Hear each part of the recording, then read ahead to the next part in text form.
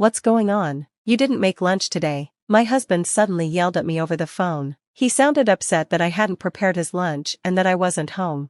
I reminded him I had told him to manage by himself while I was out, but he retorted, "Aren't you a housewife? That's your job, right?" He even mentioned how I had been a housewife instead of pursuing my studies. It was frustrating. How could he make such a big deal about missing lunch for one day? I was tired of doing all the housework and then being scolded when things didn't go perfectly for him. As he yelled over the phone, my mother-in-law stood nearby, listening. She had a faint smile on her face. "My name is Emily. I live with my husband, Nicholas, and our two adorable twin boys, Seth and Rey, who are 2 years old. They are the light of my life and the biggest source of my happiness right now."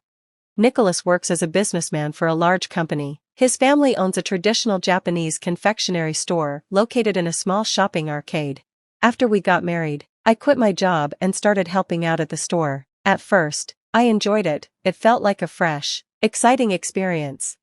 However, working at the store turned out to be busier than I expected. Besides serving customers and showcasing beautiful traditional sweets, wagashi, I also had to prepare sweets in the kitchen early in the morning, especially during busy seasons. Even after the twins were born, I kept working at the store. Sometimes, I'd work with one of the boys strapped to my back. Their cries would echo through the store, even when I was trying to keep them out of earshot. Balancing childcare and work was exhausting. Unlike me, Nicholas wasn't interested in the family business. "Do you have any plans to take over the store?" I asked him one day. "We've talked about this before," he said, annoyed. "I've told you, I'm not taking it over. Wagashia isn't popular anymore. The shopping arcade gets fewer visitors every year. If I take over now, I won't have a future." Nicholas had no intention of running the confectionery shop. He was too focused on his career in a larger corporation, leaving the family business and its struggles entirely up to us. My thoughts on the family store: I love my in-laws' confectionery shop and don't want to see it disappear. "Are you going to pachinko again today, Nicholas?" I asked. "Of course I am," he replied. "What I do on my day off is my business." On holidays, my husband spends his time playing pachinko. He even lines up early to get in when it opens. While he enjoys his day off, he completely ignores housework. I'm the one handling everything: cooking, cleaning, laundry, and all the other housework. On top of that, I take care of our twin boys and help run the family confectionery shop. Nicholas, on the other hand, takes life at his own pace, leaving me overwhelmed with the growing workload. My in-laws are getting older, which means there's even more to do at the store. Despite this, my mother-in-law has always been incredibly kind and understanding. "Emily, we're so grateful for all the help you give us at the shop," she would say, her voice warm with gratitude. She's a lovely woman and treats me with genuine kindness. Her gentle smile always lifts my spirits. But it's clear that she wishes Nicholas would step up and take an interest in the family business. Whenever we talk about him, she looks sad. "I really need Nicholas's assistance," she once said. Unfortunately, he shows no signs of wanting to take over the confectionery shop, which deeply disappoints her. Support from my mother-in-law. Even though my husband refuses to help or take responsibility, my mother-in-law is incredibly supportive. "Well, we're lucky to have such a wonderful wife like Emily," she said. "We shouldn't be greedy." She always praises me and appreciates how I manage the store while raising my children. When I'm working, she and my father-in-law babysit the kids, which is a huge help. Over time, my bond with my mother-in-law has grown stronger. She's become someone I can talk to about anything, even my frustrations with my husband. Ironically, the more distant I feel from him, the closer I feel to her. Having my in-laws around is a great comfort during these busy times. Raising my two boys is so busy that the days blur together. There's hardly any time to think about much else. Now, as the end of the year approaches, the confectionery shop is getting even busier. This is the peak season for gift giving, and we're transitioning to meet the increased demand. After discussing with my in-laws, we decided that I'd stay home this year to focus on preparing wagashi.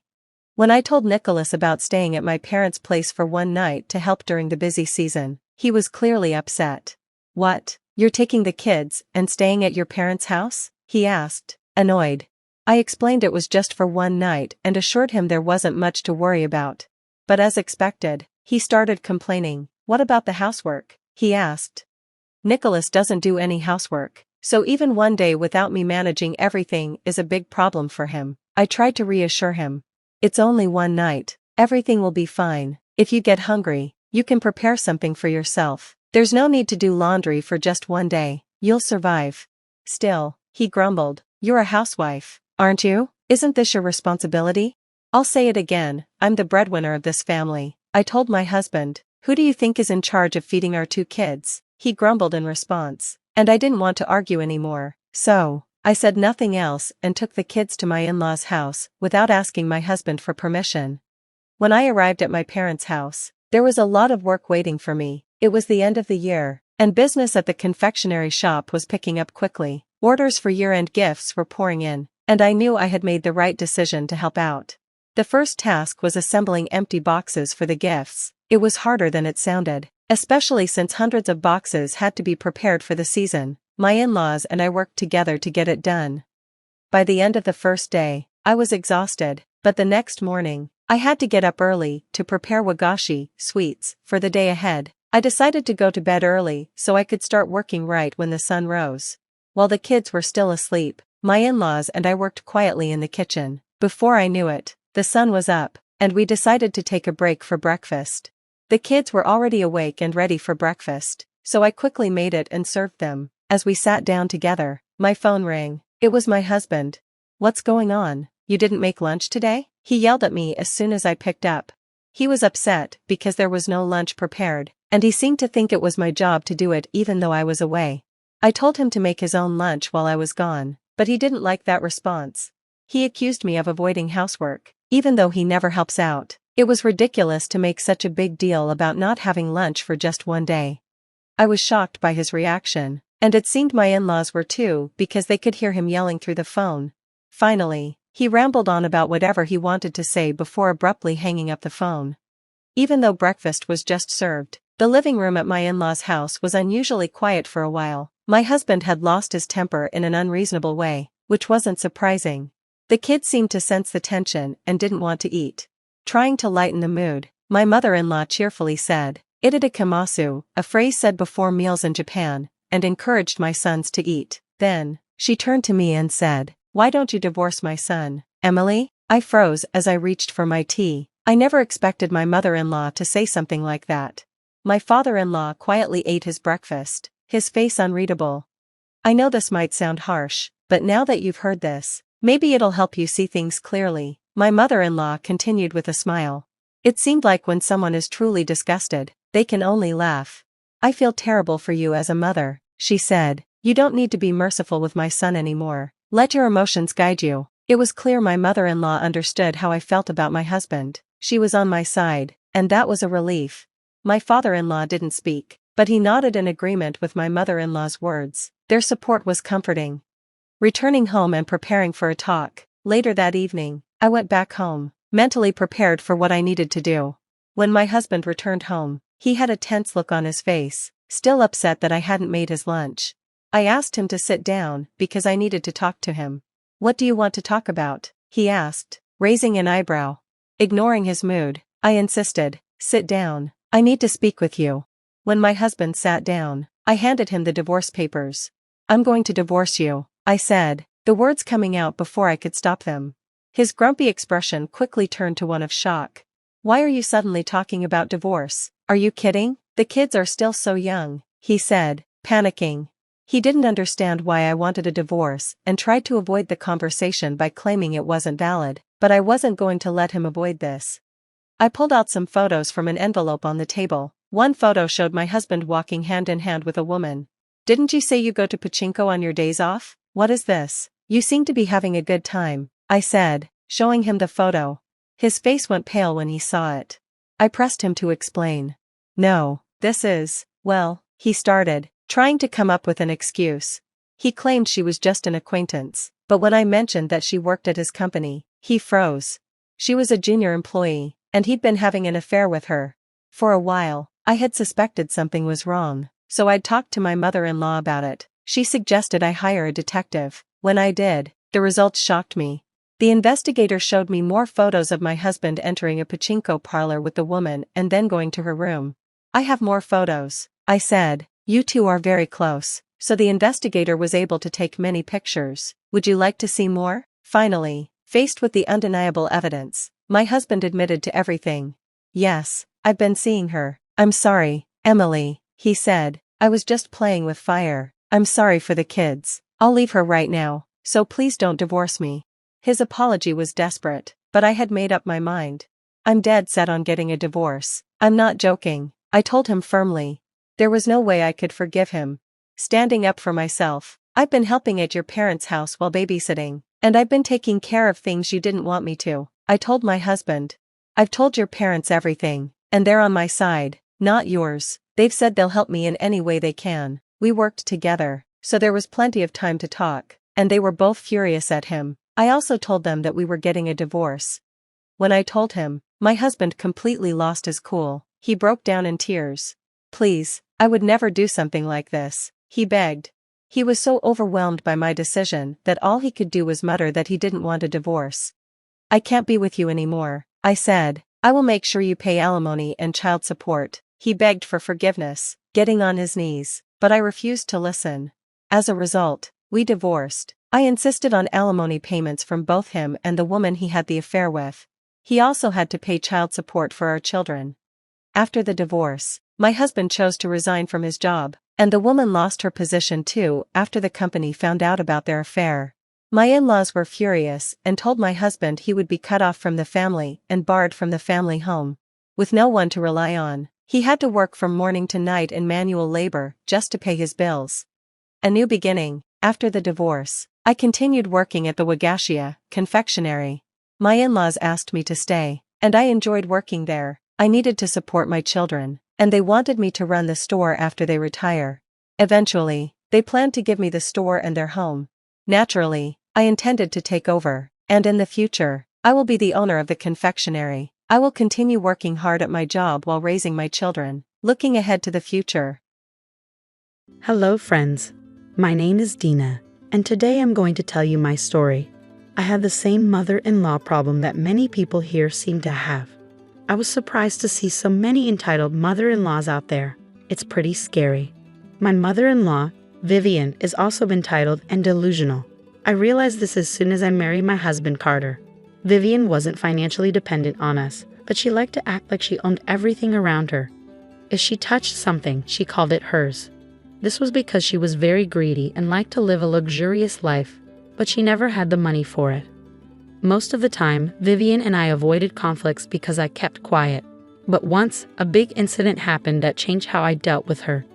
You see, I had recently inherited a vintage car from my grandfather after he passed away. That car was very important to me and I was happy to have it. But to my mother-in-law, it was just something that needed to be sold so she could get some of the money.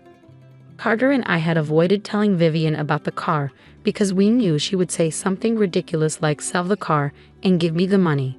And sure enough, Vivian didn't disappoint. She was staying with us for a couple of days because her house was under emergency renovation. Her fault, but that's another story. So Vivian moved into our home and immediately started calling it hers. It was annoying, but I ignored her like I always did. The real problem started when she checked out our garage and found my vintage car. She quickly came back into the house and asked, "Why is there a vintage car in your garage?" I replied, "Oh, that's my car. I recently got it from my grandfather, who just passed away. It was my inheritance. That's an expensive car. I looked it up online, and it says it's worth around $100,000. That's a lot of money. You shouldn't keep it." "I am keeping it. It belonged to my late grandfather, and it means a lot to me. I won't sell it." "You're crazy. Listen, Dina, think about what I'm saying. You could sell the car and use the money for so many things.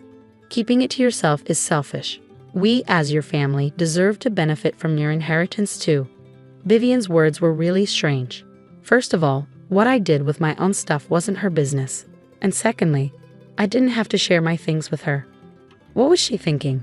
I didn't know how to respond, so I just walked away and hoped she wouldn't bring it up again. I was wrong. Vivian was really persistent and kept bringing it up. That night, while we were quietly having dinner, Vivian brought up selling my car again. She suddenly said, "So, have you thought about what I said? Have you decided to sell your car?" "For the last time, Vivian, I'm not selling my car. It's just not going to happen." "This is unacceptable, Dina. You can't have a car that expensive. You're not rich. Your Honda is good enough. You need to think about your family and sell the car so we can all enjoy the money. You can't tell me what to do with my car, Vivian. That's my decision. I don't mind keeping the car in my garage. It's sentimental and I've always wanted it. I'm not selling it to anyone. Carter, you need to tell your wife to sell the car. She can't just keep an expensive car when we could have the money. Vivian expected Carter to agree with her. I understand why. Carter usually had a hard time saying no to her or setting boundaries. But he had been improving. So imagine Vivian's surprise when Carter said, "Mom, it's her car, so she decides what to do with it." You heard her. It means a lot to her. If she doesn't want to sell it, we can't force her. But Carter, it's a lot of money. Even if it is, that money belongs to her. We can't decide what she does with it. Leave her alone, Mom. You're being too pushy. You shouldn't comment on things that are privately owned. Vivian looked disappointed by her son's words. She thought he would side with her, but he didn't. She didn't give up though. She kept making small comments about the car and how nice it would be to have $100,000. It was annoying, but I ignored it. I should have paid more attention because she managed to steal and sell my car without me noticing. One morning, when I was getting ready to leave for work, I noticed that my vintage car was gone. I was in the garage about to drive my Honda, but my car wasn't there. I got really worried and thought someone might have taken it. The garage was open, but it didn't look like it had been broken into. Carter's car wasn't there either because he had already left for work. So I knew he hadn't taken it. I called my job and took the day off to figure out what happened. That car meant a lot to me, and I couldn't relax until I found it. I called Carter in a panic to make sure he didn't know anything about the missing car. I said, "Carter, did you take my car by any chance? It's not in the garage." "What?" "No, I took my Mustang.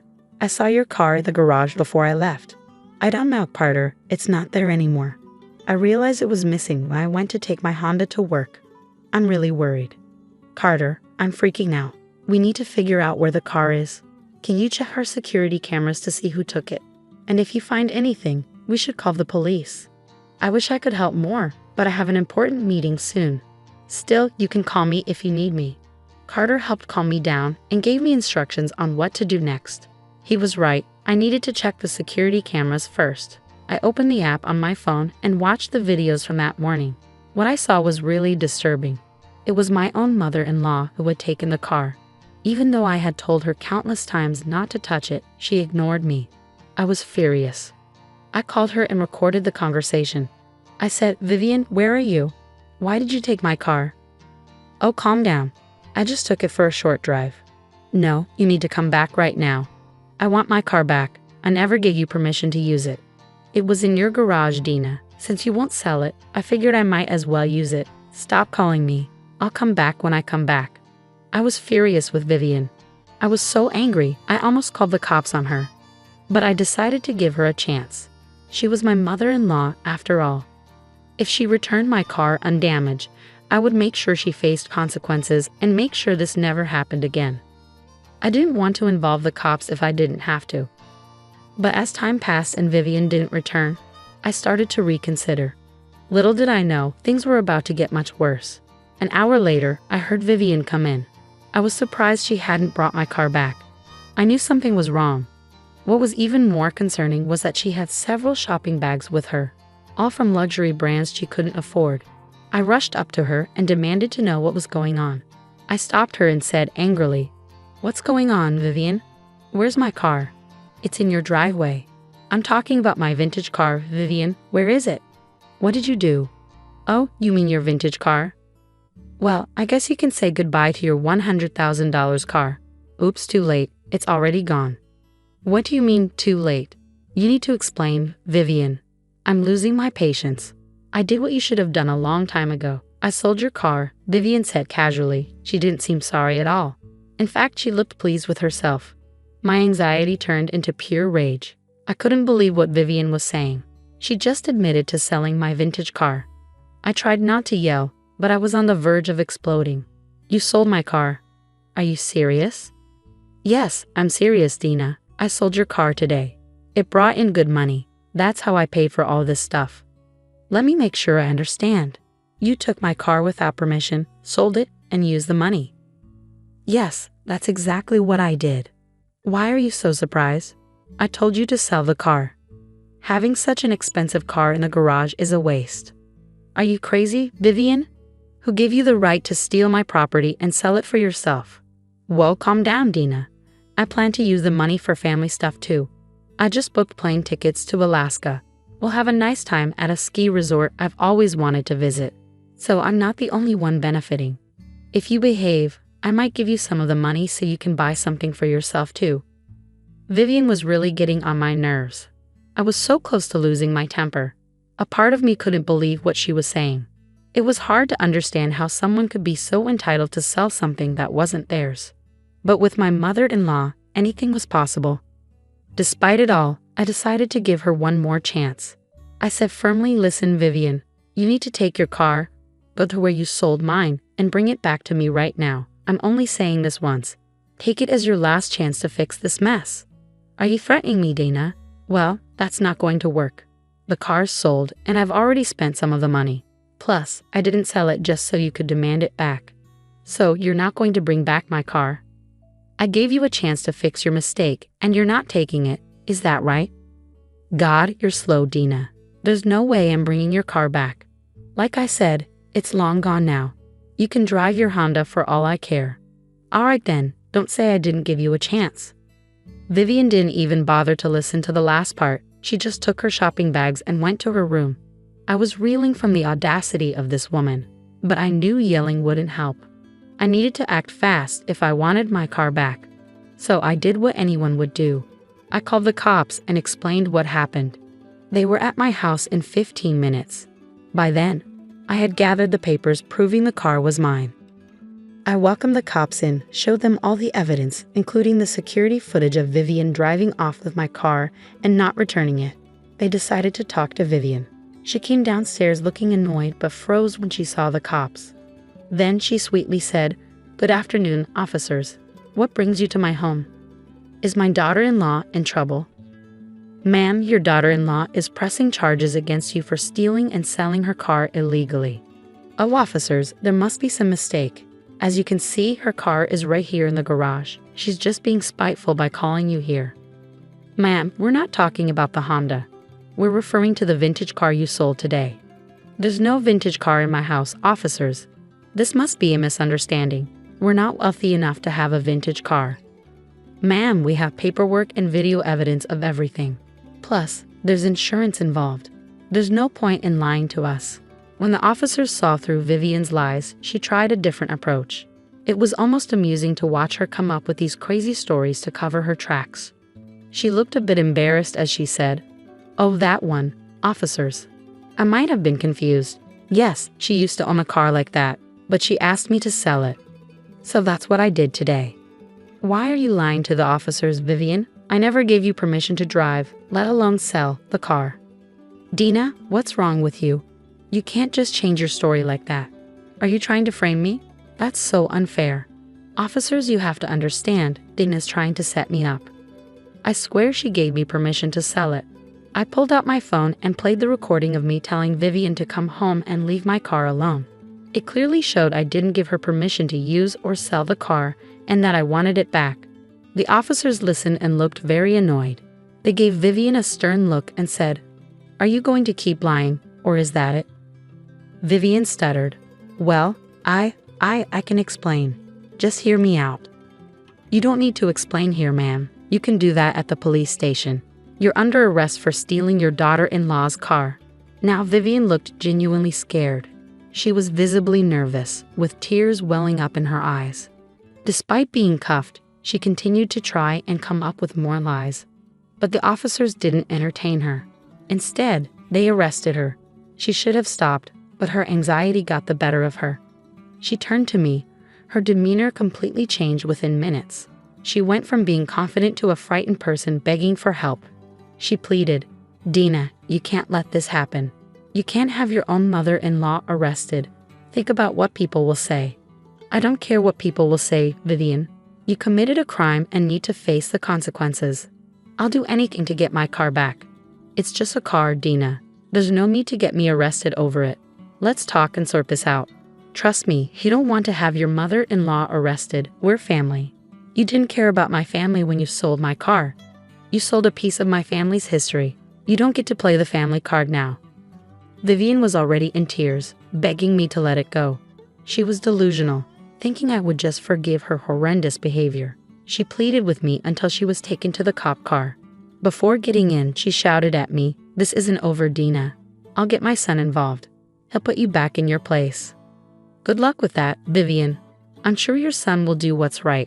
Focus on getting out of jail. I've said goodbye to my car, but you'll be saying hello to a lawsuit. You'll get nothing. My son will protect me.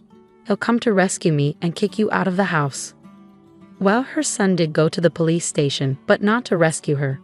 When Carter called me and asked what was happening, I told him to meet me there. I needed to file a case in person, and it would be better for both of us to meet at the station. Plus, I wanted to see Vivian's face when Carter saw the situation. We met and went straight to Vivian. When she saw him, she started to cry. "Carter, look what your wife has done. She hates me so much she put me in jail. I can't be here, Carter. You need to do something." "Dina, what's going on? Why did you put Mom in jail?" "Hey Vivian, care to explain to your son what you did with my car?" Vivian suddenly went quiet. She was probably trying to think of an excuse to make herself look better. But she couldn't come up with anything. She stayed quiet with her head down. "Mom, say something. Why are you so quiet?" "What can she say, Carter? She stole and sold my car, then came home with shopping bags and told me she booked us a vacation in Alaska." "Wait, what? Mom, what did you do?" "Oh, there's more, Carter. The cops got a name out of her. They contacted the man, and he said the car was damaged a bit after he got it. So this is going to be a big lawsuit. I can already see it costing $1 million. Oh my God, Mom, what have you done? I told you to stay away from Dina's car. Why can't you just listen for once?" Carter had never spoken to his mother in such a tone before. Vivian was surprised and didn't like it at all. She was crying now, trying to make him feel guilty, but I knew Carter wouldn't save her this time. He knew where to draw the line. Vivian still tried, saying, "Son, you need to get me out of here. I can't stay in this place. You have to convince Dina to drop the case. I can't afford a lawsuit. You know that." "Why would I do that, Mom? You're the one who committed a crime by doing something so incredibly stupid. Carter, if you don't help me, my life will be ruined. I'll be broke and still have to serve time in jail. You should have thought about that before breaking the law. I'm going to support Dina in what she's doing. This time, you've gone too far. I can't forgive this. Mom, you're on your own." Vivian kept begging us to change our minds and forgive her, even resorting to begging me for forgiveness again. But I wasn't going to listen. Carter was furious and decided to leave the police station with me.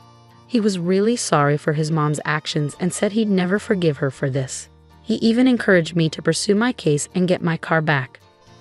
I did eventually get my car back, but it took a while. The buyer had been in a small accident with it, and it got badly dented. Repairing vintage cars can be expensive, and with lawyer fees added in, Vivian ended up paying $1 million for the lawsuit. She was forced to sell her childhood home and take on debts. It was tough for her, but we didn't sympathize. Carter made it clear we didn't want her around anymore. He also said we wouldn't be contacting her for a long time. That made her cry and throw a tantrum again. News of her arrest and lawsuit spread fast. Her friends dropped her, not wanting to associate with a criminal. Even her family was furious, who sells stolen stuff. I was glad to see the rest of the family had some sense. Anyway, we're still not in contact with Vivian and the lawsuit is settled. I got my car back and had a skilled mechanic work on it. All paid for by Vivian, of course.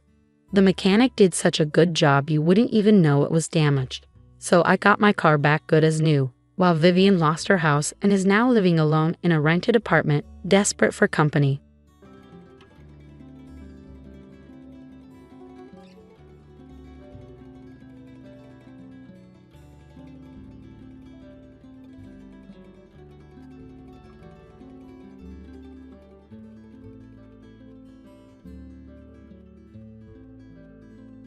I never expected to hear Ken say, "I wish I had kids too."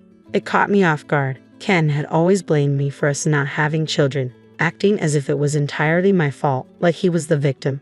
wanting kids but unable to have them because of me. Even more shocking was discovering that he was secretly seeing my sister while pretending to work overtime. They think they're getting away with it, but their time is running out. One day, at Stacy's new house, I decided to confront the truth. I looked at the surprised Ken and said, "This child is yours." His face froze in shock, like a deer caught in headlights. I continued, "I believe we should take responsibility for our actions. I don't intend to keep pretending I don't know. I'm Maddie, just a regular housewife working part-time as a cashier at a supermarket. I met my husband Ken through a friend's introduction. My first impression of him was that of an ordinary businessman. He works for a nationally expanding trading company and moved to this area 3 years ago for a job transfer. I remember when he asked me, 'Is this your hometown, Maddie? If it's okay, could you recommend some local places? I'm in charge of finding a venue for an upcoming company Christmas party, and I'm struggling.' I replied, 'Yes, I've lived here since I was a child. Actually, there's a superb Italian restaurant nearby that would be perfect for the party. My hobby is visiting gourmet food places, and I'm good at finding new and delicious spots.' That's how Ken and I quickly became friends, bonding over restaurant recommendations. I'm not great at talking to men, but Ken took the lead, and we seem to get along fine. Next time, I'll find another delicious place. I hope it suits your taste, Maddie," Ken said. "Thank you. For me, it's more important who I eat with than what I eat, so I'm really happy to be invited by you, Ken." "Does that mean eating with you makes the meal more enjoyable and delicious?" I asked, feeling a little shy but excited. "I'm looking forward to the next time," he replied with a smile. I had always been clueless about love and had never had a serious relationship with a man, so I was thrilled when Ken asked me out. I thought he might make me happy. Around the same time, my friends started getting married, and then Ken proposed to me. "I'm not perfect, but I want to make Maddie the happiest. Let's get married," he said. "If it's with you, I'm happy. Let's take care of each other from now on," I agreed. And so, I married Ken, finally reaching what I thought was the pinnacle of happiness. Ken asked me to dedicate myself to our home, so with some regret, I quit my job. Unfortunately, that happiness didn't last. About a year after our marriage, I felt as if I had woken up from a dream. I've been thinking lately, I really want a child with Maddie, but we haven't been blessed with one yet, Ken said one day. "True, that's right," I replied, though it was painful to admit. Even after a year of marriage, we hadn't been able to conceive. Honestly, pregnancy depends on luck and timing. Just because we hadn't conceived in a year didn't mean we had to be disappointed. I thought someday we would have a child and live as a family with children. However, Ken seemed to have a different idea. "Isn't it abnormal not to get pregnant even after a year?" he asked, his tone laced with frustration. "Is it abnormal? But I think it's about luck and timing, not necessarily abnormal," I responded, trying to stay calm. "Then why haven't we been blessed with a child?" he demanded. "I don't know. Shall we wait a bit longer?" I suggested, but Ken shook his head vigorously and glared at me. "I get it. Maybe you have a problem, Maddie," he said, his voice cold and accusatory. "That's not possible," I murmured, but doubt had already crept into our marriage, and the cracks were beginning to show. I was stunned when Ken suddenly said something unexpected. "Problem? Why would you think that?" I asked, feeling a twinge of unease. What else could it mean if we haven't gotten pregnant even after a year of marriage? "There must be some problem," he replied, his tone insistent. "There isn't any particular issue, but if you're concerned, should we get checked at a specialized clinic?" I suggested, trying to stay composed, though his words left me with an uneasy feeling. Truthfully, I had been a little concerned myself. Friends had mentioned that early checks were a good idea, so I immediately made an appointment and went to the clinic for an explanation. At the clinic, they explained that tests were necessary for both the husband and wife since infertility could be caused by either partner. This made sense to me, and I went home to discuss it with Ken. "So, the cause of infertility can lie with either the woman or the man?" I said, hoping he would understand. "I see," he replied absently, his mind seemingly elsewhere. "Ken, you also need to get tested." "Which day would work for you?" I asked. "Me get tested?" Ken was visibly surprised. "Yes, as I just explained, you need to be tested too," I reiterated. But Ken's face twisted in annoyance. "I'm too busy to spare time for that. Besides, there's no way there's a problem with me," he snapped. I was curious as to why he was so certain, but I decided it would be pointless to argue. So, I spoke as calmly as I could. We can't be sure there's no problem without checking. It seems we can't proceed with treatment unless both of us go to the clinic.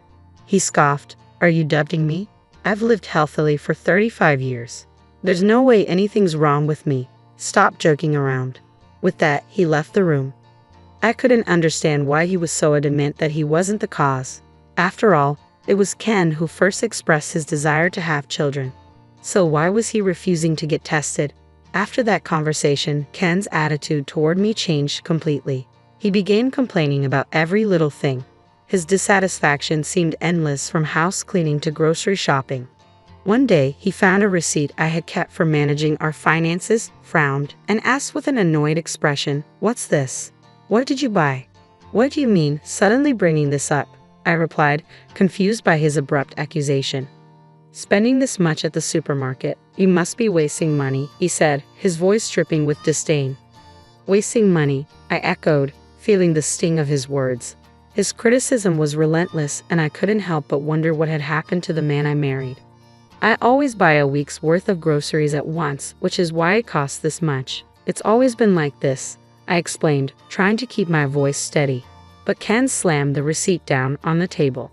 "Excuses are no good. I've heard some housewives manage a monthly food budget of $150. Maybe you need to try harder," he retorted. Keeping the food budget to $150 was nearly impossible while ensuring we had nutritious and balanced meals. Since getting married, I have been doing my best to prepare delicious meals within a limited budget, focusing on both health and cost. But Ken didn't seem to appreciate the effort. Actually, when I lived alone during university and even as a working adult, it never cost this much for food, he said dismissively. "But living together as a couple naturally increases expenses," I replied, trying to reason with him. "Excuses are a sign of incompetence. If you can't manage household duties properly, then working outside is out of the question," he snapped. I had quit my job when we got married because Ken wanted me to stay at home. But now, with a smirk, he added, "That's right, someone who can't even manage household duties has no business working outside." His words cut deep. I thought to myself, I didn't realize you could be so cruel. "What's wrong? Are you going to say I'm the bad one?" Ken continued. "The wives of my colleagues all have jobs. You're probably the only one who doesn't work." He criticized me by comparing me to people I had never even met. Before we got married, Ken had never spoken this way, but now things were getting worse by the day. I couldn't understand when or why he had changed so much. It was difficult for me, with no special skills or recent experience, to suddenly start working. The pressure to find a job and the constant criticisms from Ken were causing my stress to accumulate day by day. But I knew that clashing with Ken wouldn't solve anything, so I suppressed my frustrations and tried to get through each moment as best I could. One day, while I was at home, my smartphone chimed with a notification. "That smartphone is annoying," Ken muttered. "Sorry, I'll put it on silent," I replied quickly. "Do you even have friends who would contact you?" he sneered, turning a simple notification into yet another criticism. "It's from my sister," I said quietly, trying to hide how much his words stung. I have a sister who is 3 years younger than me. Although we aren't very close, we maintain a moderate relationship. We've always been quite different in personality and interests, which has made it challenging for us to connect deeply. In the past, she often involved me in her schoolwork and club activities, which sometimes felt like a burden. "Your sister Stacy, right? What does she want?" Ken asked. "Stacy had a baby," I replied. "Oh, she mentioned before that she wanted you to bring me to meet her baby," Ken said. "Yes," I confirmed. "We briefly met when I visited my parents. The baby was adorable. Actually, we've been invited to their new home." "That sounds nice. I'd like to see Stacy again after such a long time," Ken said, showing an unusual interest. It was rare for him to express interest in meeting my family or friends, so I decided not to dwell on it too much. We planned to visit Stacy and her husband John's new house. John, like Ken, is a busy businessman, but he was home when we arrived. "We're here," I announced as we entered. "How are you feeling, Stacy?"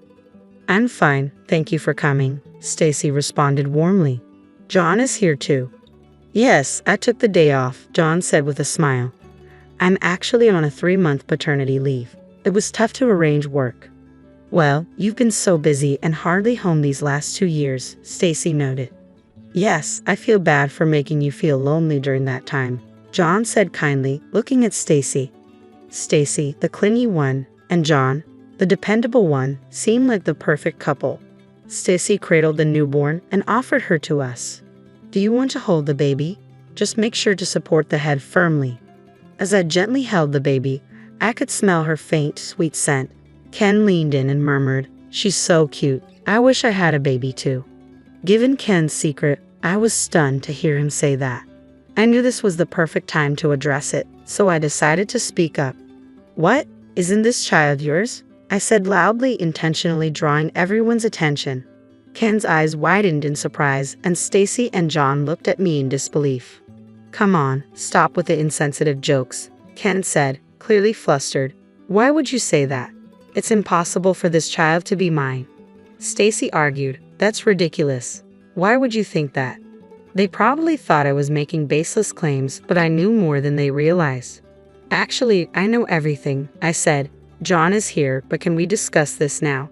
John, sensing the seriousness in my tone, suggested, "Let's hear what Maddie has to say." "Thank you," I said, looking at Ken. "You always talked about wanting kids." Ken looked taken aback by the sudden focus on him. "Of course, it's natural for a man to want his own children," he replied. "True," I continued. "But why would that mean Stacy's child is mine?" Ken asked. "What does that have to do with anything?" I pulled out my laptop from my bag. "You borrowed my old computer once, remember? You said yours was being repaired." "Maybe I did, but what's your point?" Ken asked, his expression growing uneasy.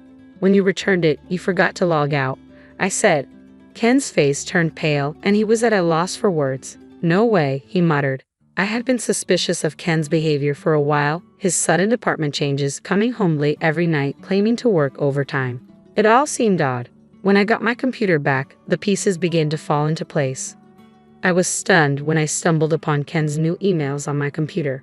The messages I read revealed plans to meet up with someone. Ken, upon seeing my reaction, was incredulous. "Not logged out? That's impossible," he exclaimed. "I can't believe you're accusing me of not logging out after using someone else's computer. Do you even know how to handle work properly? Not logging out is a sign of incompetence." "Please stop, Ken," he pleaded, but I wasn't ready to back down. "I've noticed changes in you and Stacy. If necessary, I can read the emails out loud right here." Ken's face went pale as he abruptly stood up, attempting to snatch the computer from me. I held onto it firmly. "Taking the computer now is pointless," I said. "The data is already saved. Save your effort." Frustrated, Ken shouted, "Just because of a few emails, you think you can accuse me of an affair? That's not enough evidence." I responded, "I've been suspicious for days. I could have confronted you earlier, but I expected excuses. That's why I gathered solid evidence before confronting you." I pulled out my smartphone and opened a specific app. After seeing the emails, something didn't add up, I said. "I've been tracking your location for a while now. Did you not realize?" Ken looked alarmed. "You've been tracking my location. Since when?" "I planted a GPS tracker in your belongings," I revealed. "I knew you were going to Stacy's house after work."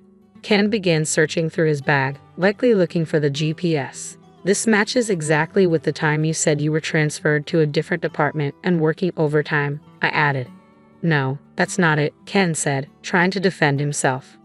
"I even checked with your company," I continued. "Turns out, you weren't transferred. You've been leaving work on time every day." "Who told you that?" Ken demanded. I met his gaze steadily. "I've been suspicious for a while." Ken shot back angrily. "If you were suspicious, you should have said something earlier." "And if I had, would you have answered honestly?" "I don't think so." "What about your pay slip?" I asked. "You claim to be working overtime, but there's hardly any overtime pay. Isn't that strange?" Ken was momentarily speechless, his frustration boiling over. "I can't believe you've been sneaking around and investigating me like this." "Don't change the subject," I replied firmly. "What I need to tell you is that this child is yours."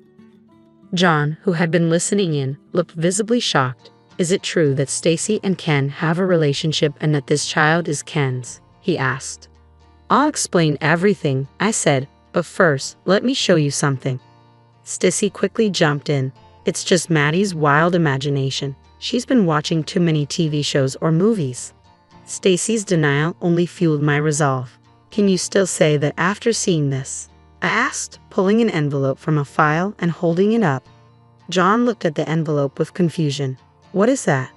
This is the result of a DNA test, I explained. They're quite accessible these days, so I decided to get one done. Does it show a parent-child relationship? Stacy asked, her voice betraying panic. Yes, it does, I confirmed. I had it done by a reputable institution, so there's no mistake. But results can be fabricated, Stacy argued. If you doubt it, so be it, I said. I haven't even opened this envelope since it arrived yesterday evening. Ken's curiosity was piqued. How did you manage to get a sample for the test? I used the tissue that I wiped the child's mouth with when I visited my parents' home, I explained. I carefully cut open the seal with a knife and revealed the test results. This is the test result. Ken's eyes widened in shock. You mean this is real? Yes, I confirmed. The test result clearly shows that Ken is the father. John, who had been busy with work while his wife had an affair with Ken, was visibly devastated. So you were having an affair while I was working, he said, his voice filled with disbelief. It's not like that, Stacy desperately denied. How is it any different? John demanded. How am I supposed to interpret your betrayal? Stacy started crying, trying to explain. I was lonely. I just wanted John to notice me, but he never did, Stacy said, tears streaming down her face. I know being busy with work doesn't justify an affair, but please forgive me, I will do it again, she begged. John pointed to the door, his voice firm. I can't live under the same roof as a traitor. Get out. That's when Ken seemed to have an idea. Stacy, why don't you come to my place? Maddie's there too, and she can handle the housework, he suggested. Stop it, Ken, I interjected. Don't make such ridiculous suggestions. You need to leave my house right now. Ken looked at me in disbelief. What do you mean? Isn't this house our shared property? I replied calmly. Have you forgotten? I was the one who signed the contract and bought the house. At that time, Ken, you couldn't get a loan, so I purchased it in my name. That's a separate issue. Ken argued, couples are supposed to support each other. I was fed up with his attempts to use lofty words about marital support to his advantage. Enough. Just leave. You're better off with Stacy. You're no longer needed in my life, I declared. In the end, Ken and I decided to divorce. Despite his reluctance, I didn't budge. I hired a divorce lawyer, initiated the process, and demanded fair compensation for my emotional distress. Ken lamented, I can't possibly pay this much. I retorted, you need to take responsibility for your actions. Aren't you ashamed, especially as a parent? Later, Ken married Stacy, but their relationship quickly soured. The initial thrill of the affair faded, and they seemed to be at an impasse. I continued to receive endless complaint emails from both Ken and Stacy, each filled with grievances about the other. Unable to bear their incessant contact, I eventually blocked them on my smartphone. They should be focusing on paying the compensation rather than wasting time on these complaints. Gossip spread quickly about their affair. Stacy complained about being unable to find a part-time job because of the rumor, but it was a consequence of her own actions. Ken, too, faced difficulties. He was losing contracts and credibility as people were unwilling to work with someone involved in such a scandal. He might have finally realized the severity of his actions, but it was too late. He was overwhelmed by the responsibilities of raising his child. As for me, I started working at a nearby craft store after the divorce. Crafting has always been a passion of mine, and I'm thrilled to be surrounded by it. I occasionally teach classes at the store and find immense joy in seeing my projects come to life. Sharing this joy with others has become a source of great satisfaction for me.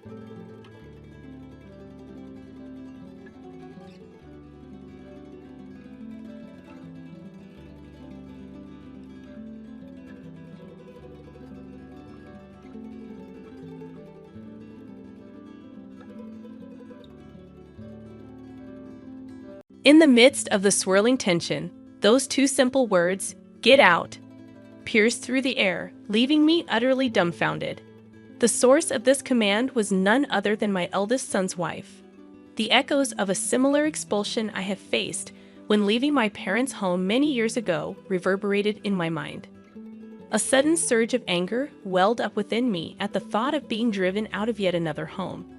Resolute, I declared, "Well, I'll leave then," my voice trembling with a mix of indignation and sorrow. With determination, I began to gather my belongings, silently vowing that this would be the last straw in a long line of grievances. I swore to myself that I would never forgive my oldest son's wife for this affront. As I packed my things, the realization hit me that it was time to put my plan into action. Jessica, my daughter-in-law, had pushed me to this point, and I couldn't let her behavior go unaddressed. But before delving into the present, allow me to introduce myself. I am Sandra Clark, on the cusp of turning 61 this year.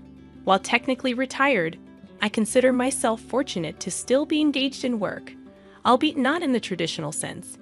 These days, I work mostly from the comfort of my home, occasionally dropping into the office for meetings. The modern work landscape has evolved, and remote work is now the norm. My oldest son, however, seems to have misconceptions about my current life. In his eyes, I'm no longer working and am merely residing in his home. I became a widow in my 40s and, for the most part, have led a financially secure life. The insurance payout from my late husband remains largely untouched, ensuring that my twilight years would be free from financial worries. While it might seem like I'm living a carefree life, I do have my concerns. Chief among them is my oldest son's wife, Jessica. She possesses a strong-willed personality and frequently finds herself at odds with me. This isn't a recent development. It began when she first came to announce their impending marriage. I can't forget the audacious act of showing up in a tracksuit, as if it were the most natural thing in the world. She claimed she wanted me to see her without any pretense, but I couldn't help but see it as a breach of common sense and decorum, to put it mildly. Her behavior often borders on the absurd, and her unwavering confidence and articulate arguments only complicate matters. I'd often wondered why my eldest son had chosen her as his life partner, and I later learned that it was Jessica who had approached him. Despite her eccentricities, there was no denying her beauty, and it seemed that my somewhat sheltered son was completely smitten with her. Even after their marriage, Jessica's behavior remained consistent. She wasn't one to put on airs, but also seemed to lack an understanding of social norms. As much as I wanted to oppose their marriage, I restrained myself, believing it was what my son truly desired. Unfortunately, the consequences of my decision were manifesting before my eyes. Surprisingly, my son was adamant about us all living together in our family home after the wedding. I had initially expected Jessica to oppose this arrangement, but to my surprise, she was in favor of it. It didn't take long for the reasons behind her preference to become clear. After we started living together, Jessica seemed to have completely abdicated her responsibilities when it came to household chores, leaving me to bear the entire burden. From cleaning to laundry and meal preparation, she entrusted all these tasks to me. What baffled me even more was that she was a full-time housewife who had willingly quit her job at the time of our marriage. While I didn't have to commute to work daily, I still had a remote job that demanded a substantial portion of my time, leaving me with even less free time than her. As I diligently faced my computer screen to fulfill my job responsibilities, Jessica would often make belittling comments, insinuating that I was merely playing around. At first, I brushed off her remarks with a laugh, deeming it too troublesome to engage in an argument every time. However, as time passed, it became increasingly irksome to endure her constant undermining. One day, unable to bear the imbalance in our household duties any longer, I decided to approach Jessica with a simple request. Asking if she could lend a hand with the cleaning, considering the ample free time she appeared to have. At that moment, she was idly engrossed in a TV drama, and her reaction was far from positive. With a deeply disgusted expression, she sighed dramatically and retorted, "The reason I don't involve myself in housework is for your sake, dear. Why can't you understand? It's disheartening that you can't appreciate my thoughtfulness." In a rather peculiar turn of logic, she justified her refusal to contribute to household chores by claiming that doing so would deprive me of my sole job. According to her, this would lead to a sedentary lifestyle for me, which she argued was unhealthy. Moreover, she expressed concerns about the potential development of dementia due to a lack of mental stimulation. In other words, Jessica believed that allowing me to handle all the housework was somehow in my best interest. Her reasoning bordered on the absurd, and I couldn't help but shake my head in disbelief. In an attempt to lighten the situation, I reminded her, "We decided to live together so that you can make sure I don't slack off, dear." Her response, delivered with a half smile, left me utterly speechless and confounded. It was in that moment that I began to deeply regret our decision to cohabitate. Every day felt like an ordeal as I found myself laboring over household chores under Jessica's watchful eye. Frustrated and feeling like I was at my breaking point, I decided to confide in my eldest son. My intention was not to complain about Jessica, but to find a solution to my predicament. I explained to him the difficulties of living in our current house, which was old and riddled with level differences. My age and physical condition had taken a toll, resulting in a back injury the previous year. These challenges made daily life increasingly arduous for me. Following our conversation, I made the decision to move into an apartment. It felt like Jessica had driven me to this choice, though I had no regrets about leaving. The new apartment I secured was a rental, and while I initially thought it might be too spacious for me to live alone, I ensured that it had enough room for my grandchildren to stay over in the future. I even had the interior customized to my taste, and at last, my own personal castle was complete. However, my joy was short-lived as Jessica began coming over to the new apartment every day, staying until late into the evening. She lounged on the living room couch, looking around and commenting, "The new apartment is really nice, isn't it, Mother? It might be too big for just you. Why don't you come back to your old home and take care of the house chores? It's for your health and longevity, you know." Jessica's behavior had become unbelievably frustrating. She insisted that I return to our old house to take care of the chores during the day, and her self-centeredness was enough to make anyone dizzy. I had already moved out of that house, and it was time for her to step up as the wife and handle the household responsibilities. After all, I was the one taking care of all the house chores in my new place, and my annual checkups always came back with good results. There was really nothing for Jessica to worry about. However, when I confronted Jessica about this, she simply turned her head away, as if pretending not to hear my words. It was her usual strategy to ignore anything that was inconvenient for her. Yet, even after this confrontation, Jessica continued to visit my apartment regularly. Just the other day, she casually mentioned that going back to the old house was too much of a hassle, and ended up staying the night.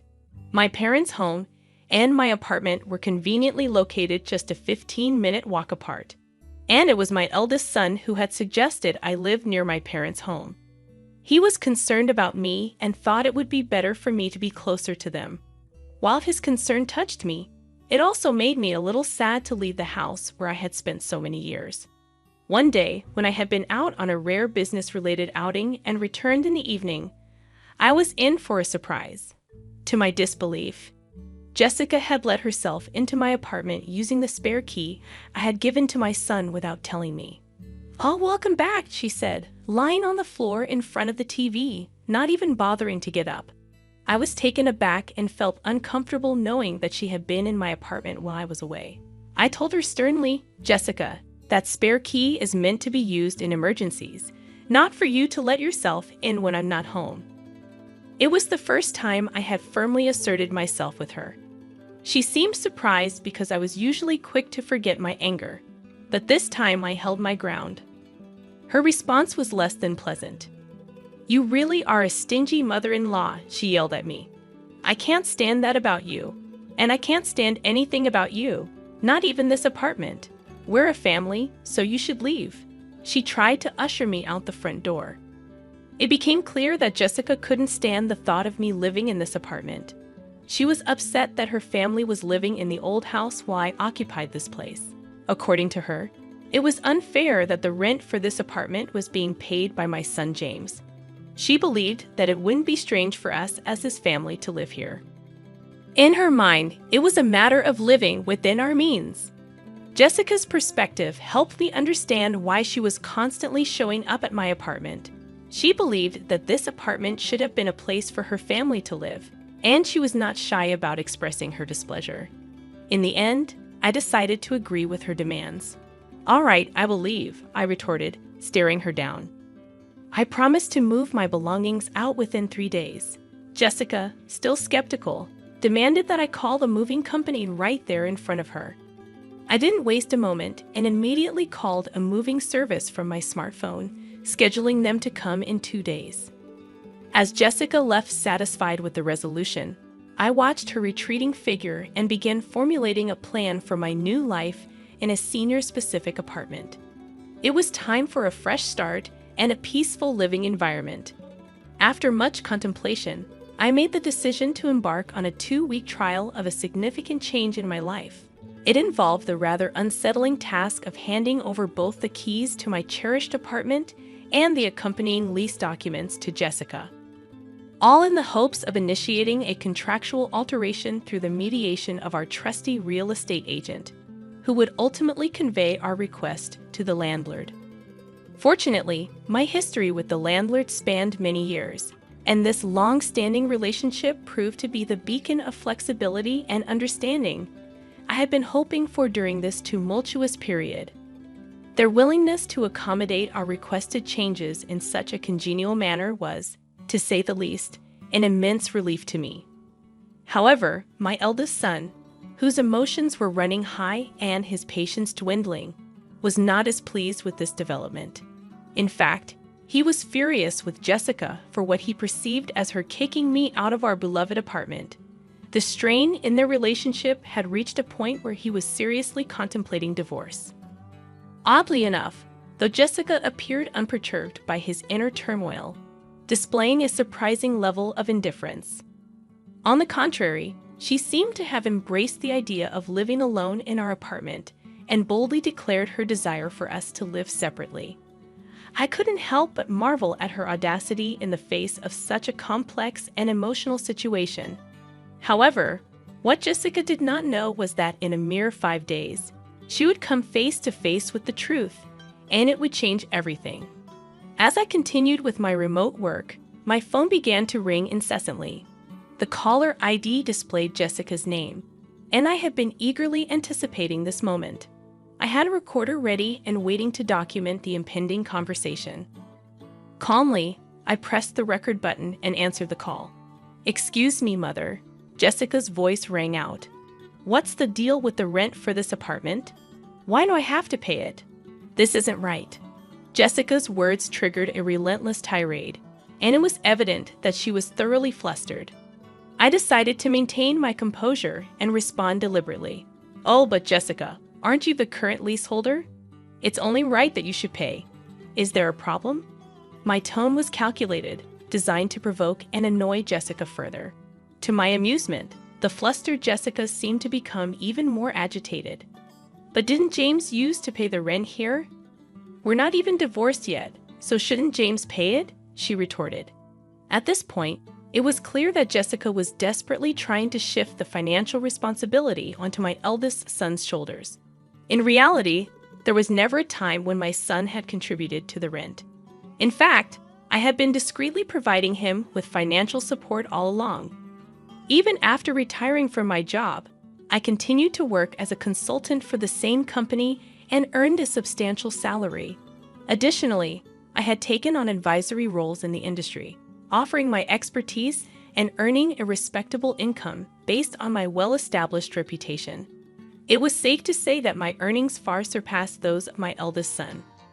While I had been keeping my financial support a well-guarded secret, it was time for the truth to come to light. "So, Jessica, it's a misunderstanding on your part," I calmly explained.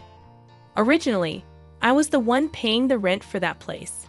I didn't make James pay a dime." The revelation left Jessica in a state of shock, her grand plans of independent living in our new apartment crumbling before her eyes. She managed to utter a few more words before abruptly ending the call. Immediately, I contacted my eldest son and allowed him to listen to the recorded conversation. His exhaustion from repaying Jessica's mounting debts was palpable, and I understood the burden he was carrying. As a parent, it was only natural for me to extend a helping hand, even if others deemed me too lenient. My son responded softly, "I'll divorce her. I'm tired too." And with that admission, our journey toward addressing this challenging chapter in our lives began in earnest. Guided by a newfound sense of resolve and unity, I sat down with my son, sharing my intricate plan and providing him with a set of detailed instructions. It was crucial that he followed these steps to the letter, and I needed him to understand the gravity of the situation. My first request was for him to take a leave of absence from work, spanning approximately 3 days starting from today. This would be the initial phase of our carefully orchestrated strategy.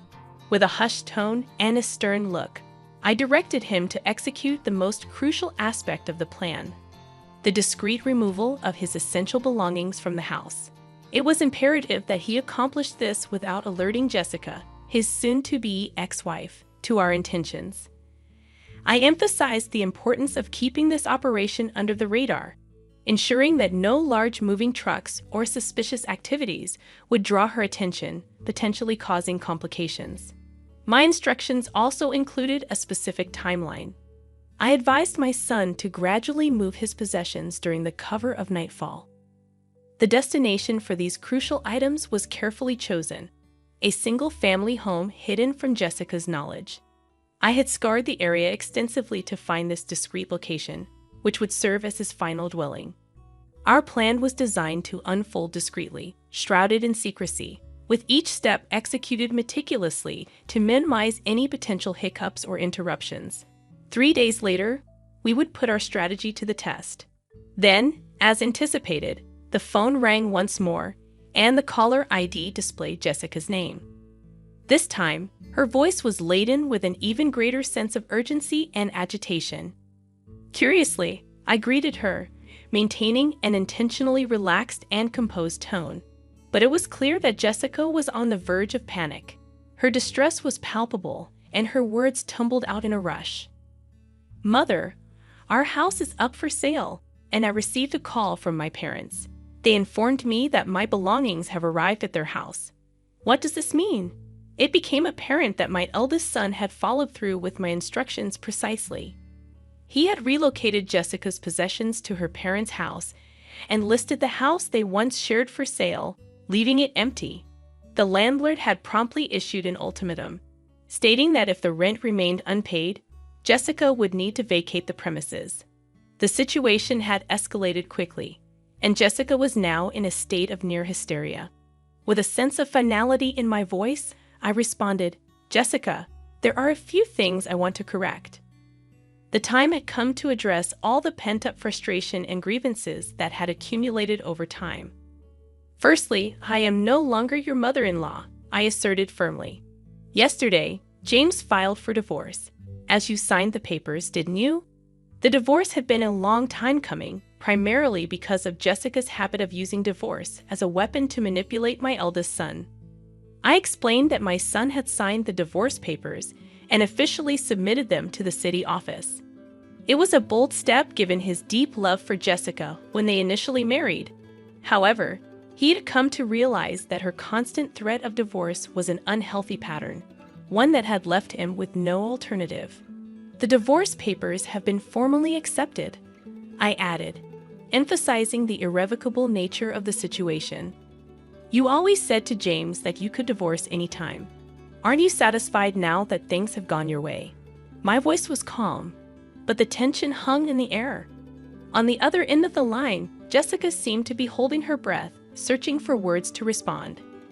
Frustration must have been coursing through her veins as she was unable to articulate a retort. Moreover, I couldn't help but express genuine concern for her post-divorce prospects. I pointed out the practical challenges she would face, including her financial situation and the costs associated with relocation. "How did you even manage to pay this amount?" I inquired, genuinely surprised. Jessica's frustration was no longer concealed. It erupted into a tirade of anger and curses directed at me.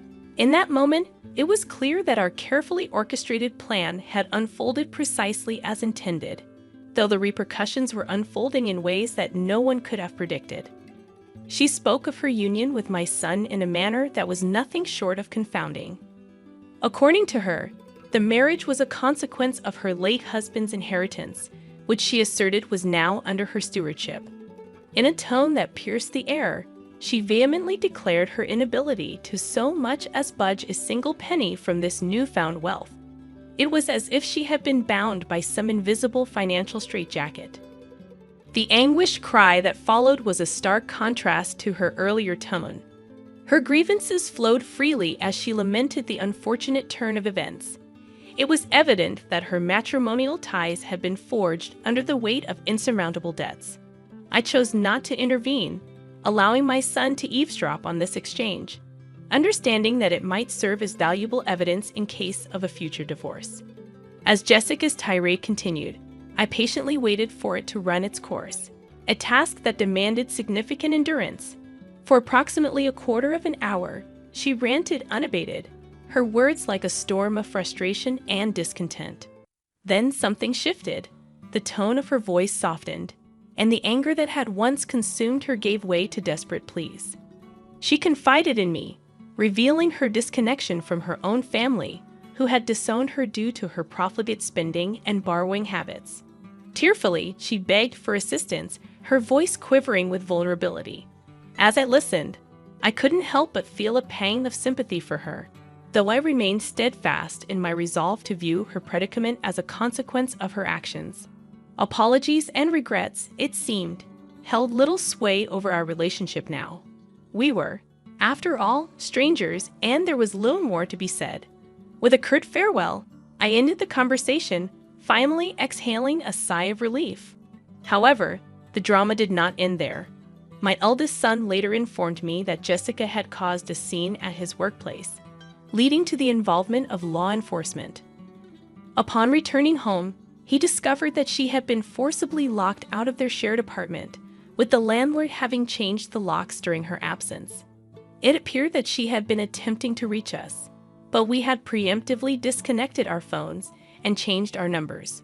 Jessica's desperation must have been palpable when she found herself unable to communicate with us. She was left with no choice but to turn to her estranged family for help. However, her return home was met with a cold reception, as her family had left her belongings, which I had sent to them, exposed to the elements in the backyard. Adding insult to injury, the unpaid rent for her apartment had been billed to her parents, further stoking their anger. Rumors began to circulate that Jessica had found refuge in an apartment provided by an organization that supported the homeless. The stark change in her circumstances became evident when I crossed paths with her on the street. Her once vibrant hair had turned a ghostly white, and her skin had lost its luster, a testament to the stress she had endured. Observing her transformation underscored how profoundly living conditions could impact a person's well-being. It was a stark reminder of the consequences of one's choices. As for me, I had settled into a new life in a house purchased with my late husband's inheritance. It was a duplex, ensuring that my son could remarry should he choose to do so. We shared meals, but otherwise, he managed his affairs independently. The money for the sale of my parents' home was carefully preserved for future needs, earmarked for my son and his prospective wife, and of course, any future grandchildren. In the tranquility of my new abode, I nurtured an English garden, a long-held dream. On days when work did not demand my attention, I would tend to the yew trees and herbs, finding solace and purpose in their growth. This new life, brimming with hope, had become my daily routine, a testament to the resilience of the human spirit and the possibility of renewal.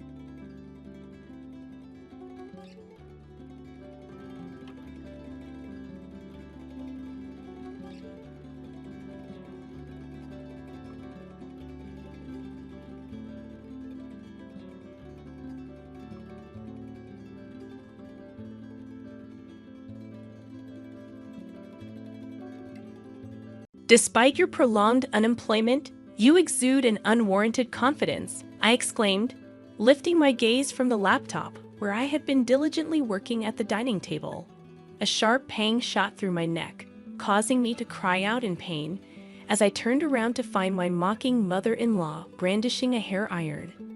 I recalled seeing her preparing to go out in the washroom earlier. Now, she was pressing the hot iron against my skin. So even a parasite like you feels the heat, she sneered. I was just testing how thick-skinned you are. You're utterly useless, yet you live such a luxurious life. But I do work hard, I protested, feeling the burn against my neck. Why are you treating me so terribly? You call that working? Staying at home and being lazy is not a job, she retorted. It's about time you stop leeching off us. However, the true parasites were my husband and mother-in-law. Despite paying the $5,000 rent and covering living expenses and allowances for both of them, I endured such treatment. I've reached my limit. Leave this house immediately, she commanded, her tone dripping with disdain. Once I go, I'll never come back, I declared, gathering my belongings. Tears mingled with frustration and pain in my neck as I left my in-laws' house for good. My name is Kelly, 35 years old. It had been 2 years since I got married. Even before marriage, I had been working from home as a freelance writer. After my father's accident, I returned to my parents' home to support them. Gradually, I found success as a freelance writer, earning more than I did in my previous job.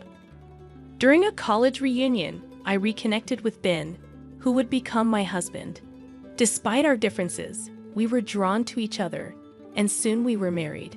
However, tragedy struck when Ben's father passed away suddenly. We moved in with Ben's mother to support her during this difficult time.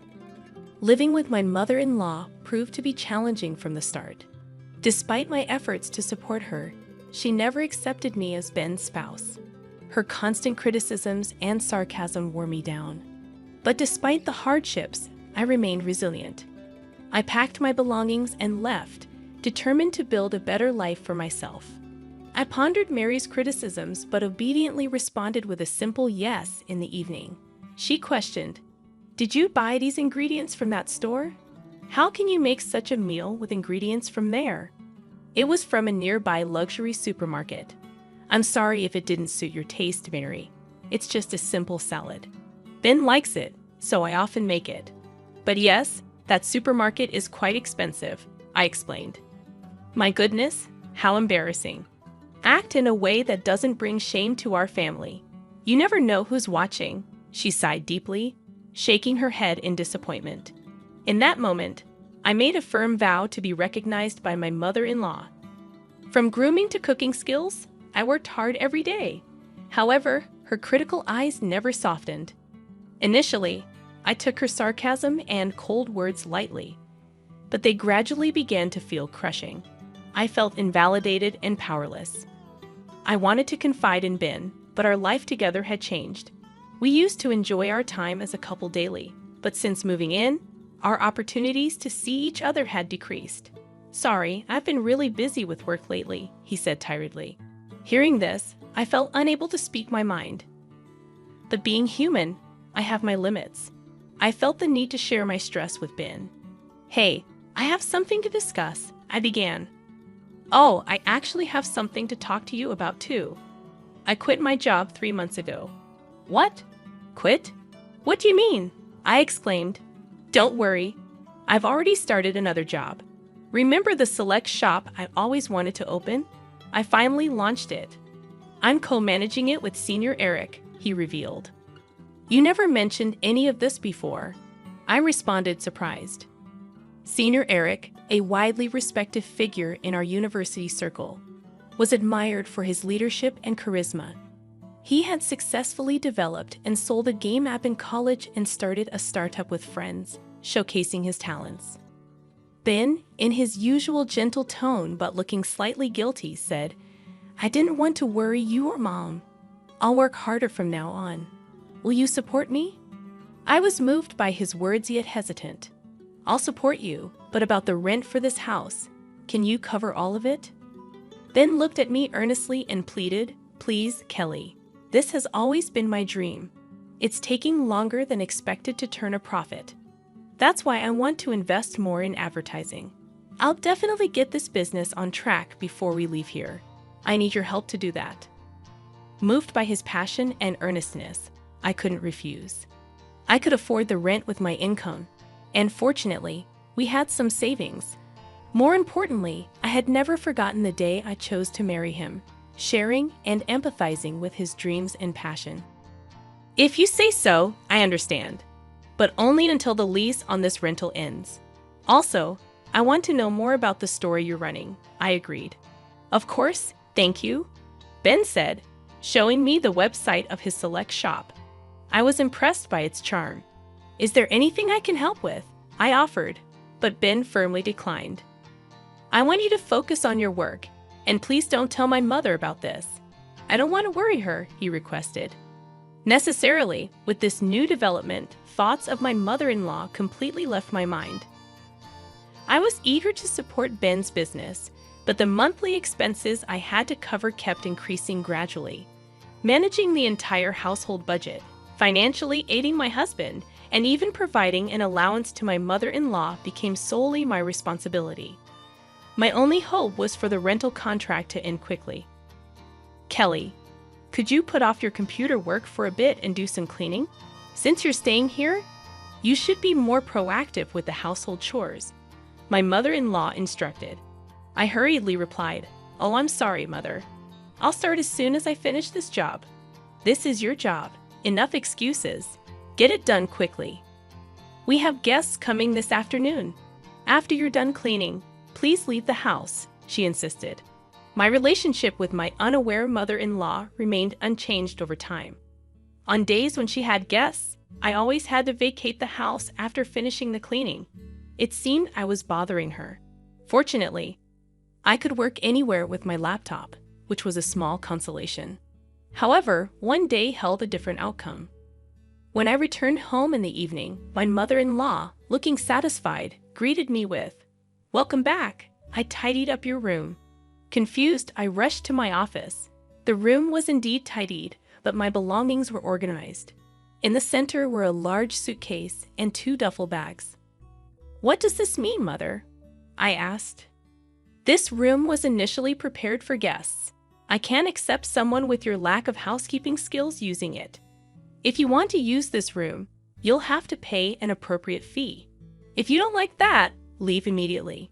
Don't expect to live luxuriously here for free," she declared. I swallowed my words. Why must I endure such treatment? As I silently bowed my head, my mother-in-law said with satisfaction, "I'll say it again. I don't accept you as Ben's wife." With that, she huffed and returned to the living room. Tears welled up in my eyes from frustration. I tried to contact Ben, but he didn't answer his phone. After messaging him about the incident, he replied, "Please bear with it a little longer." Unable to contain my anger, I poured out everything to Ben when he returned late at night. "Just hold on a little longer. I'm stressed with work too. Don't worry about my mother. It's just a bit more endurance," he said. "I'm paying the full rent, and now she wants me to pay for my room too. I can't tolerate her unreasonable demands any longer," I protested. After hearing this, Ben hurriedly tried to call me. "I'm really sorry. I'll talk to her once we leave here. You won't have to see her again. Please just bear with it for a little while longer," he pleaded. "Soon, and then I'll never have to see her again." Ben's words slightly eased my anger. The next day, Ben seemed to be talking to his mother. Before he left, we had breakfast together, but there were no usual sarcastic remarks from my mother-in-law. Since my room was tidied up, I decided to continue working at the dining table. "Are you leaving today?" My mother-in-law's words made me look up from my computer. Instantly, I felt a sharp pain in my neck. "Ouch, that's hot," I screamed, turning around to see my mother-in-law with a smirk, holding a hair iron. "What are you doing?" I exclaimed. That was all I could say as I held my painful neck and rushed to get a cooling pack from the fridge. Thinking back, my mother-in-law had been getting ready to go out in the washroom earlier. She had used the hair iron she was holding against my neck. "So you can feel the heat too. I wanted to see how thick-skinned you are, living such a luxurious life, yet being so useless. I work hard too. Why would you do something so terrible?" My mother-in-law scolded. "Working? You're just using your at-home job as an excuse to slack off. Nothing but an unemployed person. It's about time you consider our situation and become independent, she added. In reality, I was the one bearing the rent and living expenses, yet I couldn't understand. I couldn't comprehend why I was being treated this way. Before I knew it, I found myself glaring at her. What's with that look? The look of a pitiful person. I've reached my limit. Leave this house immediately, otherwise, I don't know what I'll do next. Am I really allowed to leave? I questioned. I won't come back here ever again, you know. Yes, that's fine. I'm fed up with taking care of poor people like you, she responded with intense pain and disappointment evident in her tone. Filled with a mix of emotions, I cried as I packed my things. Since my mother-in-law had already organized my belongings the day before, it didn't take long. I no longer cared about the fate of this house. I left my in-laws' home without looking back. After receiving treatment at the hospital, I went to my usual cafe to calm down. The spacious table arrangement and quiet environment were ideal for focusing on work. As I contemplated whether to contact Ben, I was suddenly approached. Kelly, is that you? To my surprise, it was Senior Eric. It's been a while. How's Ben doing, Senior Eric? Long time no see. Ben is in your care. I heard you were the co-owner, he remarked. I apologized for not greeting him earlier, explaining that I'd only helped with the website design at Ben's request. However, Senior Eric was taken aback, saying, Co-owner? What do you mean? I just helped with the website design on Ben's request. I was shocked, he lied. Then Senior Eric mentioned, I heard you were the sponsor. This revelation surprised me. Ben had rented a different apartment and seemed to have worked hard for the first few months. However, he had others manage the inventory, shipping, and promotion for the online shop from the beginning.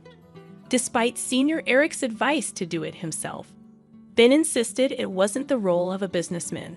As a result, there was no increase in foot traffic or sales, only mounting expenses. According to Senior Eric, Ben was now deeply involved in internet business, paying high consultant fees. He was living extravagantly, acting like a business owner and sometimes mistreating his juniors. I was at a loss for words. The reason I had to cover my mother-in-law's allowance was that they had used up my father-in-law's inheritance. Ben's recent requests for financial support were probably because his funds were running low. He hadn't told me about the inheritance, perhaps for that reason. Doubts connected with Senior Eric's words, and everything became clear. I got up, thanked him, and left the cafe. Before I knew it, I was in front of my parents' house. Seeing me with my luggage, my father looked surprised. Tears overflowed as I saw the faces of my parents, who I had been holding back my sorrow from. Tell us what happened. Your mom and I are always on your side, my father said. That's right. You always try too hard on your own. Their warm words made me cry again. Crying, I told my parents everything. The terrible treatment from my mother-in-law and the fact that I was bearing all the expenses for my in-laws' house. My parents were both outraged and cried with me. There's no need to go back to your in-laws' house. Live for yourself from now on, my father said. His words deeply resonated with me.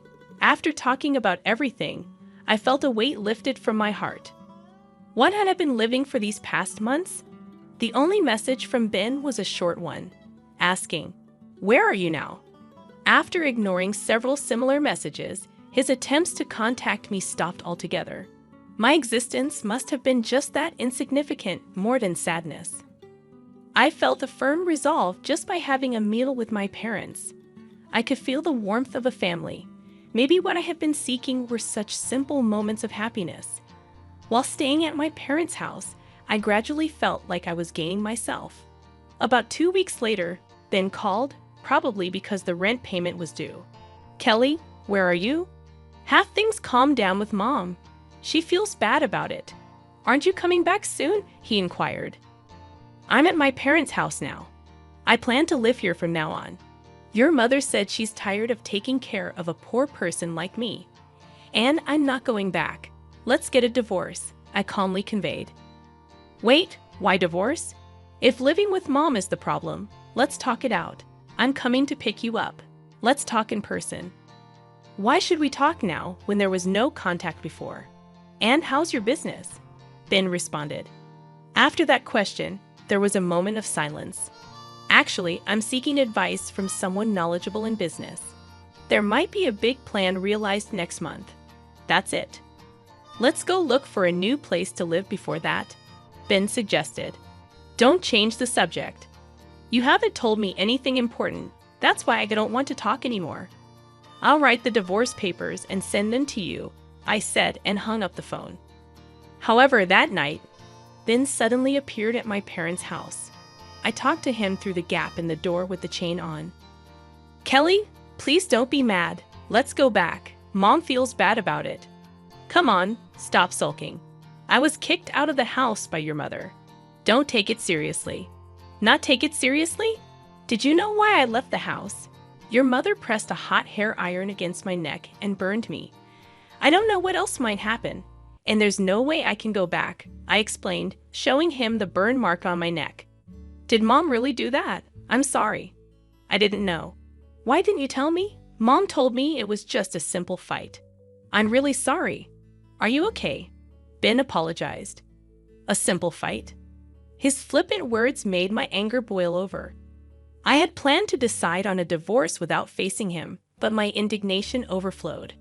I felt the same anger towards both my husband and mother-in-law. I thought of blaming them thoroughly. The outrage in my heart seemed to burn.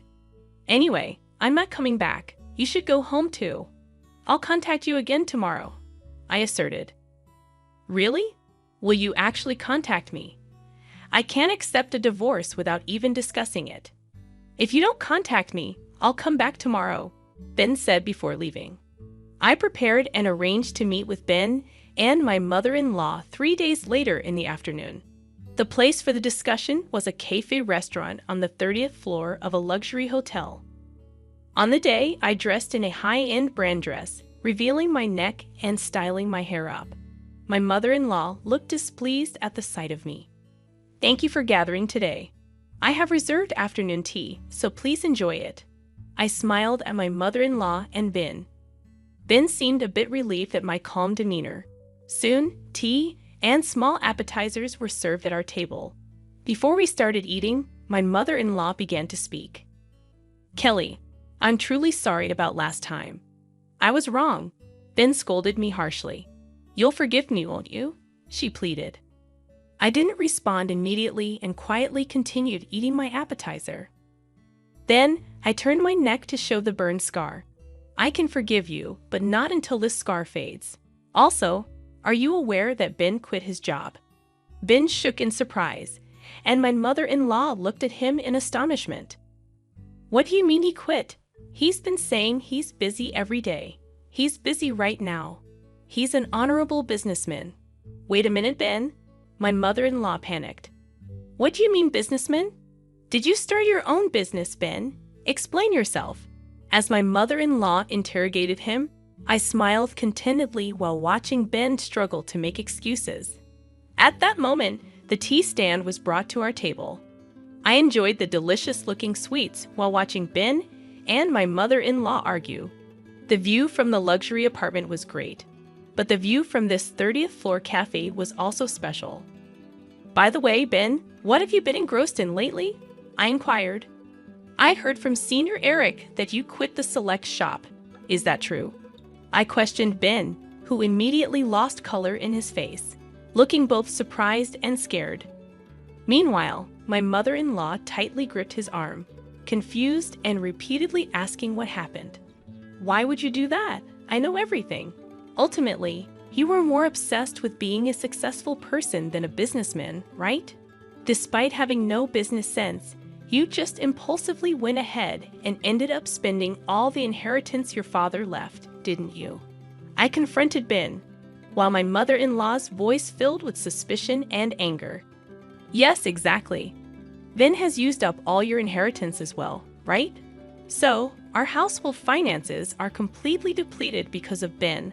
I explained, causing my mother-in-law to sink back into the sofa in shock and despair. I have been covering all the expenses for the house. Even the allowance you thought Ben was giving you came from my wallet. In addition to that, I've been paying for Ben's expenses while he's been gallivanting around as a businessman. I disclosed, watching their reactions carefully. Don't worry, Mom. With Kelly's income, we'll manage, Ben attempted to reassure her. But I wasn't having any of it. Don't joke. I heard you're getting into another business. We're already at the bottom, spending money and just playing around. Stop it now, I asserted firmly, feeling the weight of the situation pressing down on us. As the cafe fell silent, I finished the tea left in my cup in one gulp and declared, I can no longer take care of you two, who are now penniless. You will need to take care of next week's rent payment, and regarding the divorce, let's proceed firmly through a lawyer. Ben pleaded tearfully. I don't want a divorce. Please don't do this. But my mind was already made up. My mother-in-law's face trembled with paleness as she begged for my help. You said before that you didn't accept me as family, didn't you, Mary? As compensation for the burn, I would like you to start with this payment. I hope you still have this allowance, I stated firmly, leaving the two of them in the hotel. Ben remained silent, ultimately saying nothing. Looking up at the high-rise floors from the ground, I hoped they felt the sensation of being cast down from heaven to earth, marking the end of my revenge. Afterward, we got divorced. Ben resisted at first, but when I threatened to report my mother-in-law to the police, he quickly agreed. I couldn't forgive my mother-in-law, but her disappearance from my sight would erase her from my memory. For that reason, I demanded a substantial amount from Ben for emotional distress. Later, they apparently moved to a cramped apartment. However, the relationship between my wasteful ex-husband and betrayed mother-in-law seems strained. Aiming for independence, my once arrogant mother-in-law is now reportedly doing part-time cleaning work. I couldn't help but laugh at the thought of that scene. Currently, Ben is struggling with debt and working multiple part-time jobs at night. It seems that working as an employee was more suited to his true nature. The active personality of Ben that I once found attractive was, from another angle, just impulsive and shallow foolishness. Living in the luxury apartment and the inheritance from my father-in-law must have revealed his flaws more clearly. I continue to work actively from my parents' home. I met with Senior Eric later and conveyed to him the details and my gratitude. He appreciated my writing skills, and now I am receiving work from him. For the time being, I plan to focus on living for myself with my parents.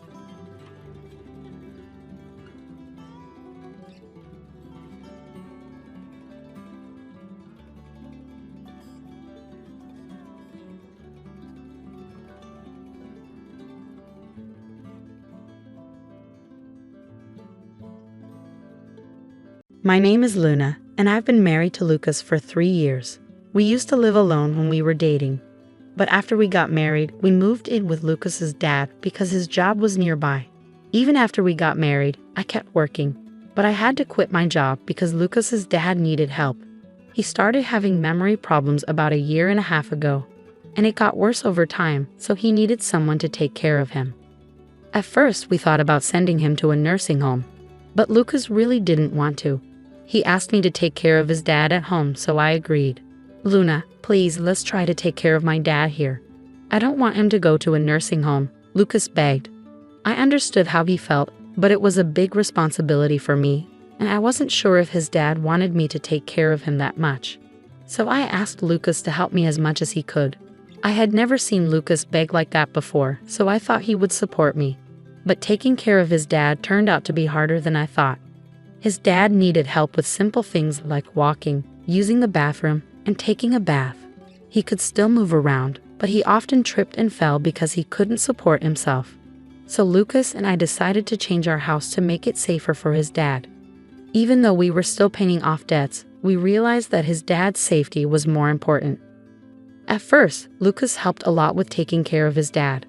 But as time went on, he started saying he was too busy with work to help.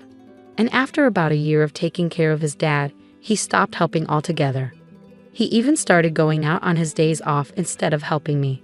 My father-in-law's health was declining, and he needed more help with basic things like using the bathroom and taking a bath. It became too much for me to handle on my own, so I talked to my husband about it. "You promised to help, didn't you? When was the last time you actually helped out?" "It's been months," I said to him. "He needs more care than I can give him alone."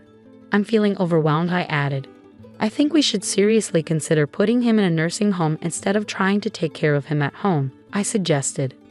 We agreed to take care of him at home until the end, but at least we should consider getting professional caregivers involved. Your dad needs more help than we can give him alone, and there are people who are trained to do this. I'm not strong enough to handle everything, especially tasks like bathing, I explained. But my husband didn't agree with me. He got upset and left before we could finish talking. Lately, I've noticed he's been stressed about money. However, I couldn't keep taking care of his dad on my own. So even without my husband's approval, I started arranging for home care services. His dad was assessed as needing a high level of care, so we arranged for a caregiver to come 5 times a week for about an hour each day. We also made a plan with our long-term care insurance, so I wasn't worried about the cost. But we hit a snag on the first day of home care services. "Hi, I'm Mira, your caregiver. I'm here to help you from now on," she said. "Nice to meet you, Mira. I'm looking forward to working with you," I replied. While the caregiver was talking to my father-in-law, she also taught me some nursing techniques. I found her guidance really helpful and felt confident about hiring her. But when my husband came home and saw her, he got really angry. "Luna, I never agreed to home care services. What's going on?" he yelled at me. "But I've been telling you that I can't do this all by myself anymore. I didn't do this without telling you." "I'm sorry, Miss Caregiver, but please go home for today," I tried to explain, but he didn't want to listen and sent the caregiver away. "Why did you arrange for home care without my permission? I'm the one who decides things around here. You're a terrible wife for not listening to me. You can handle caregiving alone. Don't waste money, especially since we still have to pay off the loan for the renovation. Why can't you see what I'm saying? I've told you many times that I can't do this all by myself, Lucas. You've stopped helping with caregiving, haven't you? That's not keeping your promise. And the renovation was necessary for safety. If your dad falls and gets hurt, taking care of him will be even harder. You might not get it because you haven't been doing any caregiving for over a year now. Why are you bringing this up all of a sudden? Besides, you're not working, so it's your job to take care of him, right? Who do you think is paying off the loan for that renovation?" No matter how much I tried to explain, my husband didn't understand. He really believes that I should do everything by myself. After that, I only had the caregiver come when my husband was at work. Talking to her about not just caregiving, but also the issues with my husband and getting advice was really helpful. After months of the same routine, one day my husband unexpectedly offered to take care of his dad himself. "You've been cooped up for over a year. Go treat yourself. I'll handle everything today," he said. I happily accepted his offer. I got a long overdue haircut and enjoyed some time at a coffee shop I used to frequent. But after about 4 hours, I started feeling anxious about leaving my inexperienced husband in charge, so I decided to head home early. When I got back, the house was unusually quiet. My father-in-law was peacefully asleep in his room. Assuming my husband had also worn himself out and fallen asleep, I went to check the bedroom, but he wasn't there. As I sat in the quiet house, I noticed an envelope placed on the dining table.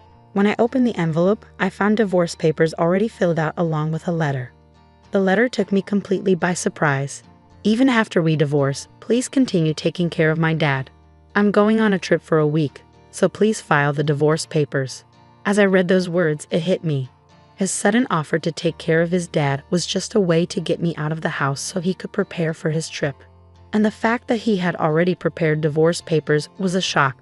What's more, he expected me to continue caring for his dad even after we split up.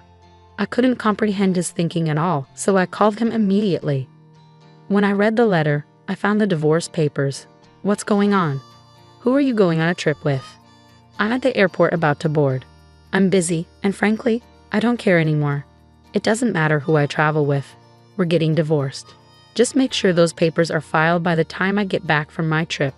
That's all." With those words, my husband abruptly ended the call and hung up. Just before the line went dead, I heard a woman's voice calling out his name on the other end. It became clear that he was with someone else, the person he was traveling with. We'd only been married again for 3 years, and now I was facing the possibility that he was having an affair.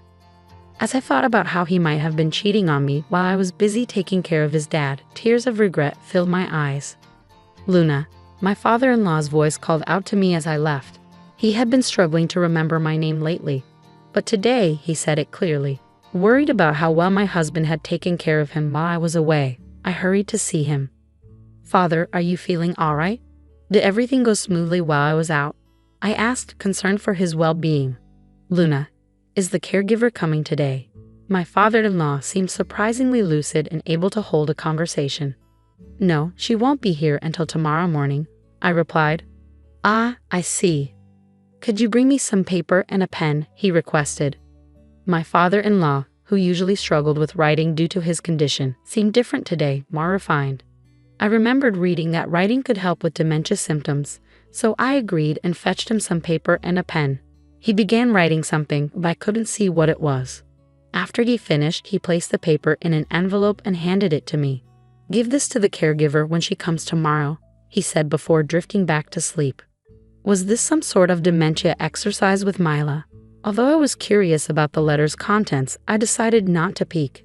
Later, when my father-in-law woke up, he seemed to have forgotten everything, even my name. It left me wondering what had happened. That night, after he had gone to bed, I found myself pondering over the letter and divorce papers again. Reflecting on my husband's recent actions, I began to realize there might have been signs of something suspicious. I had been so focused on caregiving that I hadn't paid attention to him. If he was indeed cheating, part of me wanted to divorce him immediately and leave. But I couldn't abandon my father-in-law. Besides, without a job while taking care of him, I worried about supporting myself after a divorce. As morning arrived, I still hadn't made a decision. Mira came by, and I handed her the letter from my father-in-law. After reading it, she approached me looking troubled. And then, the caregiver. "I'm here to support you, Luna. We've built a friendship, and moments like these are more common than you might think. I'm here for you," Mira reassured me with a kind smile. "The letter is about me getting a divorce?" I asked, feeling confused. "Yes, it seems Mr. Henry noticed something wasn't right and asked me to step in. He wrote in the letter about his wishes regarding his estate. There's more to it, but we can discuss that later. Since your husband will be back soon, let's act quickly," Mira suggested. With that, Mira arranged for another caregiver to take over Mr. Henry's care and urged me to follow her. We ended up at a law firm. "Mira, why are we here?" I asked, puzzled. "You'll understand once we're inside," Mira replied cryptically. Even though I was still confused, I followed Mira into the building. "Thank you for coming today. I'd like to discuss a request I received from Mr. Henley regarding gifting property during one's lifetime. Specifically to you, Luna," the lawyer explained as we took our seats. The lawyer handed me a document and said, "Yes, it's notarized. Mr. Henley requested this document prepared by Mira. It states that Mr. Henley wishes to gift you $36,000 and his apartment during his lifetime." Stunned by this revelation, Mira started to explain. "On the first day of my home visit, Mr. Henley mentioned this. He wanted to express his gratitude to you, Luna. However, as you weren't legally adopted by him, he couldn't pass on his assets to you through inheritance. So he decided to make this gift during his lifetime. I'm incredibly grateful. I need to thank my father-in-law right away," I said, feeling overwhelmed with emotion. "Before we head back, there's one more place we need to stop by," Mira said, leading me out of the law firm. We made another quick stop before finally returning home. Once we were back, I expressed my heartfelt gratitude to my father-in-law, even though he didn't seem to fully understand. I kept telling him how thankful I was. Sadly, 3 days later, he passed away due to complications from his worsening dementia. I tried calling my husband, who was still traveling abroad, but he didn't pick up, perhaps assuming it was about the divorce. "There's no other option," Mira said, guiding me through the necessary arrangements. As we gathered with relatives to make preparations, my husband's absence, being the biological son of my father-in-law, was a point of contention for some. 2 days later, my husband returned home, completely unaware of what had transpired. He was immediately bombarded with questions from all sides. "Hey, help me out here. I swear I'm not cheating. I was just taking a vacation to unwind after being a caregiver every day, my husband protested. You can't lie twice. Even if you claim you were caregiving, there's no evidence to support that, I countered. I know for a fact that you went on that vacation with your mistress. Security cameras at the airport caught you two acting like lovers, I added firmly. With that revelation, my husband seemed to resign himself to the judgmental stares from the relatives. Several days later, once the tension had eased, I proceeded to file for divorce. I planned to move into the apartment my father-in-law had gifted me before his passing. As I made preparations for the move, my husband called. Luna, where are you? I just found out that I'm not the beneficiary of his life insurance, you are. All I was supposed to get was his life insurance. What are you going to do about this? He demanded. What did you tell my dad while you were taking care of him? You and that female caregiver must have conspired together. You two planned this, he accused angrily. It was your father's wish. Mira and I only followed his instructions, I explained calmly. Well, we're divorced now, and you and your mistress will be hearing from my lawyer soon. Make sure to pay up for the compensation, I added firmly. What do you mean we're divorced? Besides, since you got my dad's life insurance, you can consider it as your consolation money, right? So I don't owe you anything, my husband retorted arrogantly. It seemed he had forgotten that he had left me the divorce papers to file before he left for his trip. I was surprised by his callous attitude. The divorce papers were left by you with a letter asking me to submit them, weren't they? And the life insurance is a precious inheritance from your father, not something I received from you. So you should cover the compensation, I insisted firmly. My husband was speechless at my words, unable to respond. We realized we weren't making any progress and decided to end the call. He continued to call several times afterward, but following Mira's advice, I changed my phone number. I still see Mira occasionally. Even after my father-in-law passed away, she did more for both him and me than my own family, including my husband. I'm truly grateful to her. Eventually, it seemed that the truth reached my husband and his mistress, and I received a call from their lawyer. Lucas told me you were the one in charge, even though I didn't know the full story. I'm sincerely sorry for going on that trip while Lucas's father was struggling. I've already paid the compensation, and I don't plan to see Lucas anymore, she said. That's how things went down. I thought they might refuse to pay, so I was surprised when they didn't. I can't figure out why someone smart like her would fall for my husband. Anyway, he ended up having to pay her in bits. She was pretty well off, and my husband, trying to impress her, spent almost all his savings. I even heard he paid for a fancy trip out of his own pocket. Whether he blew through his savings or not doesn't really matter to me. I'm determined to make him pay back every cent, even if it takes a while. Luckily, we have a family home under my father-in-law's name, so finding a place to live won't be an issue. But with the payments for the loan we took out for elder care, along with the compensation we have to pay each month, it's going to be tough. Even if we deduct it from my husband's paycheck, he won't have much left over. And since our relatives all know about it, he can't exactly ask them for help. I hope he learns from his mistakes. I moved into an apartment my father-in-law gave me, which I get to keep for life. Life's comfortable now. I'm using the money I inherited from my father-in-law to study caregiving. Mira's helping me out too. I want to be a caregiver like her, someone who can really support families.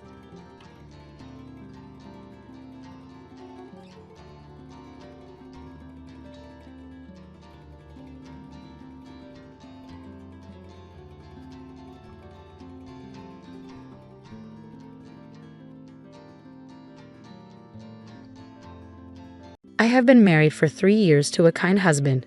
We were very close, but we didn't have any children yet. We were both looking forward to the day we would have kids until the accident happened. Please listen to this unbelievable story. My husband was kind to everyone, not just me. My parents loved him too. I have a sister who is very focused on her career, and my husband got along with her as well. Suddenly, my husband's work got really busy. He started coming home late and even working on his days off. He was put in charge of a team and was always on his phone, talking to his team members. Looking back, people might have thought, isn't that suspicious? But I didn't suspect anything. I just worried about his health. Then my sister, who lived alone, got a new job and needed to move. She wanted to buy new furniture, so I planned to take her shopping in my car. On the day we planned to go shopping, which was a Saturday, I got called into work by my boss. This was the only day off for my sister. As I thought about what to do, I realized that my husband also had the day off. My husband had been busy with work lately, but I decided to ask him to take my place. Seeing the trouble I was in, he agreed and said, "It's a bit awkward to go out with your sister alone, but it's fine. My car is being repaired, so can I borrow yours?" I was grateful for his help and went to my office to deal with the problem there. It was the first time my husband and my sister went out alone together. I wondered if they were doing well and if they had found the right furniture. When I finished handling the issue at work, it was already dark. I took out my cell phone to call my husband and sister for dinner. That's when I received a call from an unknown number. "Hello, am I speaking to John's family member?" a stranger asked. "Yes, I'm his wife," I replied. "This is the police. Your husband has been in an accident." The man who identified himself as a police officer informed me. He told me that the car my husband was driving had been in an accident and that both he and his female passenger were unconscious. I don't remember exactly what I did when I heard the news, but I rushed to the hospital. At the emergency reception, I gave them my name and was taken to the ICU. Through the glass window, I could see my husband connected to various tubes and wrapped in bandages. I was very worried about what would happen to him. My mother, who lived far away, arrived later, and we spent a worried night together. During this time, the police told us more about the accident. They said John had been driving on a road with clear visibility when a car ran a red light and hit him. The other driver was seriously injured and was also being treated at the same hospital. However, the driver said that John's car had been moving strangely before the accident. The police were investigating whether my husband had fallen asleep at the wheel. Within a few days, my husband and sister regained consciousness, and the doctors did some tests. My mother and I were called in to hear the results. The doctors told us that although they would survive, they would likely have some kind of disability. Despite this, my mother and I were happy they were alive and hoped they would improve with rehabilitation. We didn't tell them about the possible disabilities. My mother and I only shared positive news and took care of them.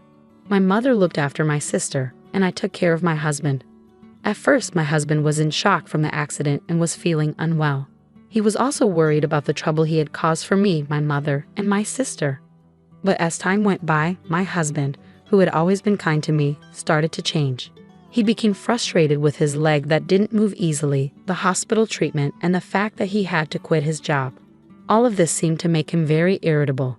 Even though he couldn't control his frustration, I still went to the hospital every day because I understood how he felt and wanted to support him. One day, a police detective visited me at the hospital. He explained that they had discovered something about the accident. It appeared that there had been a brake oil leak in my car, which was involved in the crash. This issue could have led to an accident at any time, possibly explaining why the car behaved strangely before the crash. The woman who collided with us was also in bad condition.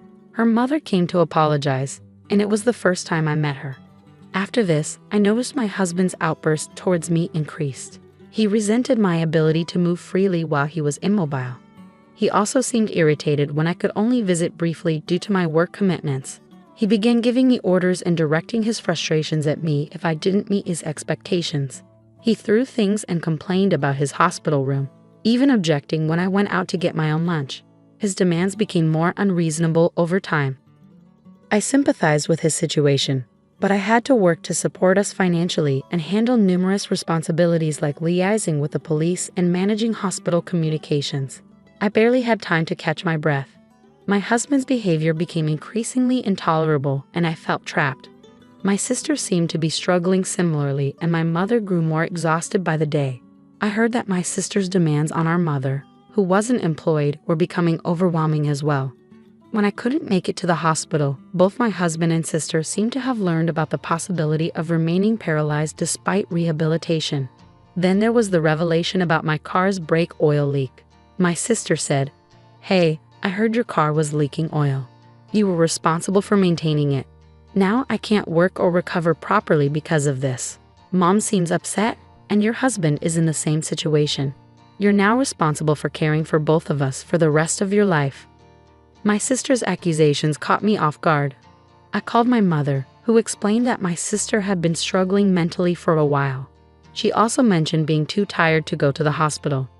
Despite this, I remained worried about my husband and went to see him at the hospital. When I didn't find him in his room, I discovered him with my sister in the common area. Visiting hours were almost over, and they were sitting together alone in the otherwise empty room. "Hey, I heard that if you had just taken the car in for inspection, none of this would have happened," my husband said, glaring at me. "Yeah. But you're the reason why your sister and I are in this mess," he continued. "The insurance will cover it, and now you're stuck taking care of us for the rest of our lives. Don't forget that." His words hit me hard, and something inside me snapped. "Since when did you two get so close?" I asked sharply. "What do you mean?" he replied defensively. "You don't visit that often, and your mom texted your sister to come over since we can't leave here, and we can't walk. What's wrong with me talking to your sister?" It felt like my husband and sister were teaming up against me. "Sure," I retorted sarcastically. "You guys hadn't seen each other for ages before the accident, right?" "What are you talking about? I'm talking about you taking care of us." "You know that," my husband said, brushing off my question. My sister didn't even look at me but nodded along when my husband said that I would be caring for them both for the rest of their lives. I didn't expect a response, but I continued speaking, hoping they might understand my feelings. "I wonder if the person who hit your car is recovering now," I said. "How should I know? She crashed into us when the light was red. It's just unbelievable," my husband replied. "Yeah, it was terrifying. We definitely need to make sure we get compensation from her. And this happened right when I was about to get a promotion," my sister chimed in. If I didn't interrupt, they would just keep complaining, so I decided it was time to tell the truth. "There's something you both need to know," I began. "What is it?" my husband asked. "Firstly, I did have my car inspected before the accident," I revealed. "Did you? Then the dealership should be held accountable. They must have known about the brake oil leak," he responded. "I agree. So right after the accident, the police contacted me. They wanted to determine the cause and asked to check my dashcam footage. But that old dashcam doesn't record audio, and it only starts recording after an accident, so it wouldn't show anything useful," he argued. "I understand your concern. However, you weren't aware that I had recently installed a new dashcam," I disclosed. My sister looked up in surprise. "What?" she exclaimed. As the truth unfolded, my sister's face turned ashen. "I also installed an interior camera," I continued calmly. "Modern dashcams can start recording with even a slight jolt. The police have already reviewed the footage." My husband appeared bewildered, and my sister looked on the verge of collapsing. "You were hiding something, weren't you?" I confronted her directly. I don't understand," she stammered. "You tampered with the car." My husband started to panic. "How can you accuse my sister like that? You're talking to her as if she's your enemy." Suddenly, he fell silent, clearly shaken. I mentioned earlier that even a slight movement would trigger the recording. So many private moments between you two were captured. I was mortified when the police asked if it was my sister who was in the car with me. My husband turned pale. "You've been having an affair all this time. I trusted you completely." Caught in the middle, my husband began to shift blame onto my sister. Mary isn't the only one responsible here. At that moment, the mother of the woman who had crashed into my car arrived at the hospital room. I had invited her to come over. "Don't you have something to say to her?" I asked pointedly.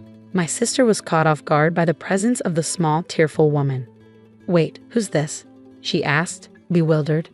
"She's the mother of the woman who crashed into us. She should be taking responsibility for all of this," I clarified. My husband, who had been speaking, fell silent upon seeing the woman's tears. "She's the mother of the woman who crashed into us. Her name is Alice," I added, hearing a woman's name. My husband turned pale, and my sister began to panic. "What? Who is she? Do you know the woman who was driving? So they knew it was your car, and she crashed into it?" my husband asked, clearly taken aback. Seeing my husband struggling, I decided to explain the situation to my sister. She was having an affair with John. He had promised her a divorce, but he didn't follow through. When Alice claimed she was pregnant with his child, John insisted she get an abortion.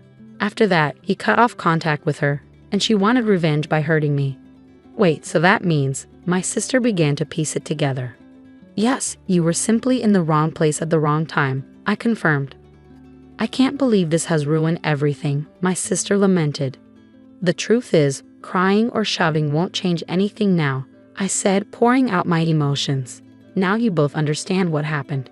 You had an affair behind my back, and Mary tried to harm me by tampering with the brake oil in my car. But she ended up in an accident herself. I'm the victim in all of this." I continued, "I was willing to work things out and not divorce you if you showed remorse and came clean during your hospital stay. But you never indicated you were sorry. Instead, you treated me horribly. Remember how we drew up our divorce papers shortly after we got married? I never thought we'd use them, but I filed them today, so we're no longer married. Goodbye." Having said everything I needed to say, I left the dark and quiet hospital feeling a sense of liberation from the resentment that had been bottled up inside me. However, my mother was deeply shocked when she learned the truth. She not only grappled with my sister's infidelity, but also with the responsibility of caring for her physically disabled daughter alone. I ended all ties with John and Mary, but I couldn't abandon my mother to handle everything on her own. I reached out to the woman responsible for the accident, apologized, and arranged compensation for my sister, who was innocently involved. This eased my mother's burden. 2 years have passed since then. I am divorced from John and living independently. My close relationship with him had made our divorce surprising news for my colleagues. Subsequently, I noticed more men approaching me, perhaps because divorced women seemed appealing to them at that time. Despite this, thoughts of my ex-husband lingered, making it hard for me to consider dating again. Instead, I focused on advancing my career by studying for a certification exam and enrolling in an online business school after work. When I was married, I had never imagined pursuing such goals. Unlike my sister, who was dedicated to her career, I had never envied that path. Yet here I was naturally drawn to it. Life, I reflected, is unpredictable. Since then, my ex-husband moved back to his parents' house where he's facing criticism from his relatives for his behavior towards me. His mental state has deteriorated, and there have been reports of violent outbursts causing trouble for those around him. Meanwhile, my sister also returned home but struggled with mental illness, displaying self-centered behavior. My mother, exhausted from everything, used my sister's savings and accident compensation to place her in a care facility. She consulted me beforehand, and I supported her decision. If I hadn't taken action back then, I might have been trapped in a life of servitude to both of them forever. It's something I never foresaw. I passed my certification exam as planned and was transferred to a department where my skills are put to good use. I developed a close relationship with a teacher from my online business school, and soon will be married. He's not just kind to everyone but incredibly caring towards me. When I come home late, he prepares dinner for us, a gesture that brings me immense happiness. As I shared these thoughts with the stars, I hurried home to the partner who awaited me.